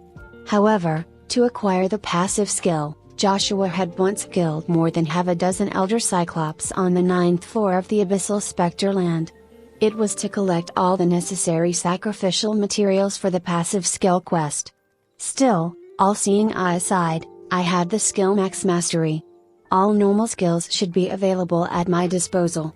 He opened up his status window to read the skill list again and examined the skill, max mastery. Joshua remembered the glory of his past and scoffed. As long as I have the experience, the system will acknowledge it. As a common knowledge to all gamers out there was no game that relied on only one skill to carry the entire game. At the end game stage, having 1,000 skills in one's skill tree would be extremely vexing. If the skill was not used, even if one were to strike a pose just like the skill charge, The system would not register the action as a valid trigger for the skill charge. At any time, if one were to be in a fatal situation, the skills that were placed in the hotbar might be able to save the player. No normal player could search a skill from the list and search for the required skill to save one's SS. In the end, the player would die and respawn again from the save point. That was the initial stage of the game. It all changed after the game introduced the legendary expansion. Players that had received the legendary status would stop receiving all support from the system. Bow users would not have crosshairs to assist their aiming, warriors would not have the auto-lock system, mages would have to chant the entire spell to cast a skill. On the other hand, the system had introduced a means to all players to properly activate all their skills without pressing the button. For example, if the warrior wanted to use charge to rush forward, all he had to do was to physical sprint forward with the weapon pointed to the front. The skill vertical cleave would only require the player to lift the weapon up and forcefully cleave it downward. This concept applied to other classes as well. In summary, all legendary tier players would not have the luxury of buttons to press anymore. All skills, abilities would require manual activation. In a way, this implication was made to restrict players' capabilities and to increase the game's lifespan. In a way, a player would invest a long time to fully enjoy the game. Although it had taken some time, players felt that the real game had only just begun when the developers had introduced the new system. The system, to replace all active skill triggering button, was called Mastery. Skill Mastery.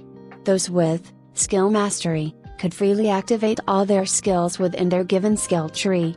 Sadly, the only skills that Joshua remembered clearly were all categorized in the gold tier. A few aspects that he remembered was that passive skills could be learned and be permanently activated. However, they require players to learn and train manually. The all-seeing eye skill had taken him a long duration to acquire. He needed to return to the abyssal spectre land to kill half a dozen elder cyclopes, acquire the sacrificial material needed, and reenact the sacrificial ceremony. With his current tier of silver, it would take years before he could even get the gist of it. While he was thinking about it, he had arrived at the exit of the alley and saw Chris running towards him. Astonished, he remarked, "That was quick." As in Steel Tier Alchemist, Chris' physique was better than average humans. To prevent from getting caught in crossfires, he usually ran away to find a safe place to hide. After a while, when the battle ended and there was nothing but silence, he would come back to check things out. Joshua returned to the spot where the spear was stabbed and pulled it out of the crumbling wall. No. He ran away. It was a little let down. But, then again, I too was unable to fight anymore. He showed what was remained of the spear and frowned. "Look, my weapon was broken in half. I swear that the fight had taken less than 1 second, yet the damage is so severe. What a bummer. Forget it. This is but a normal, mass-produced weapon. It's normal for such a weapon to break that easily." Joshua could not help but reminisce about the game again. Back then, he was wielding an indestructible inscribed rune greatsword. He threw the broken spear aside and turned to Joshua. He then immediately frowned and said, "Chris, there's someone behind you. Why are there so many invisible bastards around?" "Huh?" Chris turned around quickly when Joshua pointed it out and reacted just as fast. At that moment, he trusted him enough to not stop him from doing anything to Joshua. The alchemist then pulled out a bag of glitter powder. He grabbed a handful of them and scattered them forward. Swoosh! The powder flew across the alley and fell on something. The powder then made out a silhouette of a human, and by the shape of it, it was a female. She stood there, stunned with disbelief that she was found. "You had flawless invisibility. If the odor on your body wasn't too strong, I couldn't have found you." Joshua casually waltzed his way toward the stationary female, who did seem on planning to escape, and said sternly, "HMPH. I see that you're not up to no good. That or Chris here would have died a long time ago. As such, I'm willing to give you a chance." Joshua swiftly grabbed the female's shoulder and asked, "Why are you here? Reveal your intentions or I'll turn you into a ghost that's forever invisible, just the way you like it." Translator notes: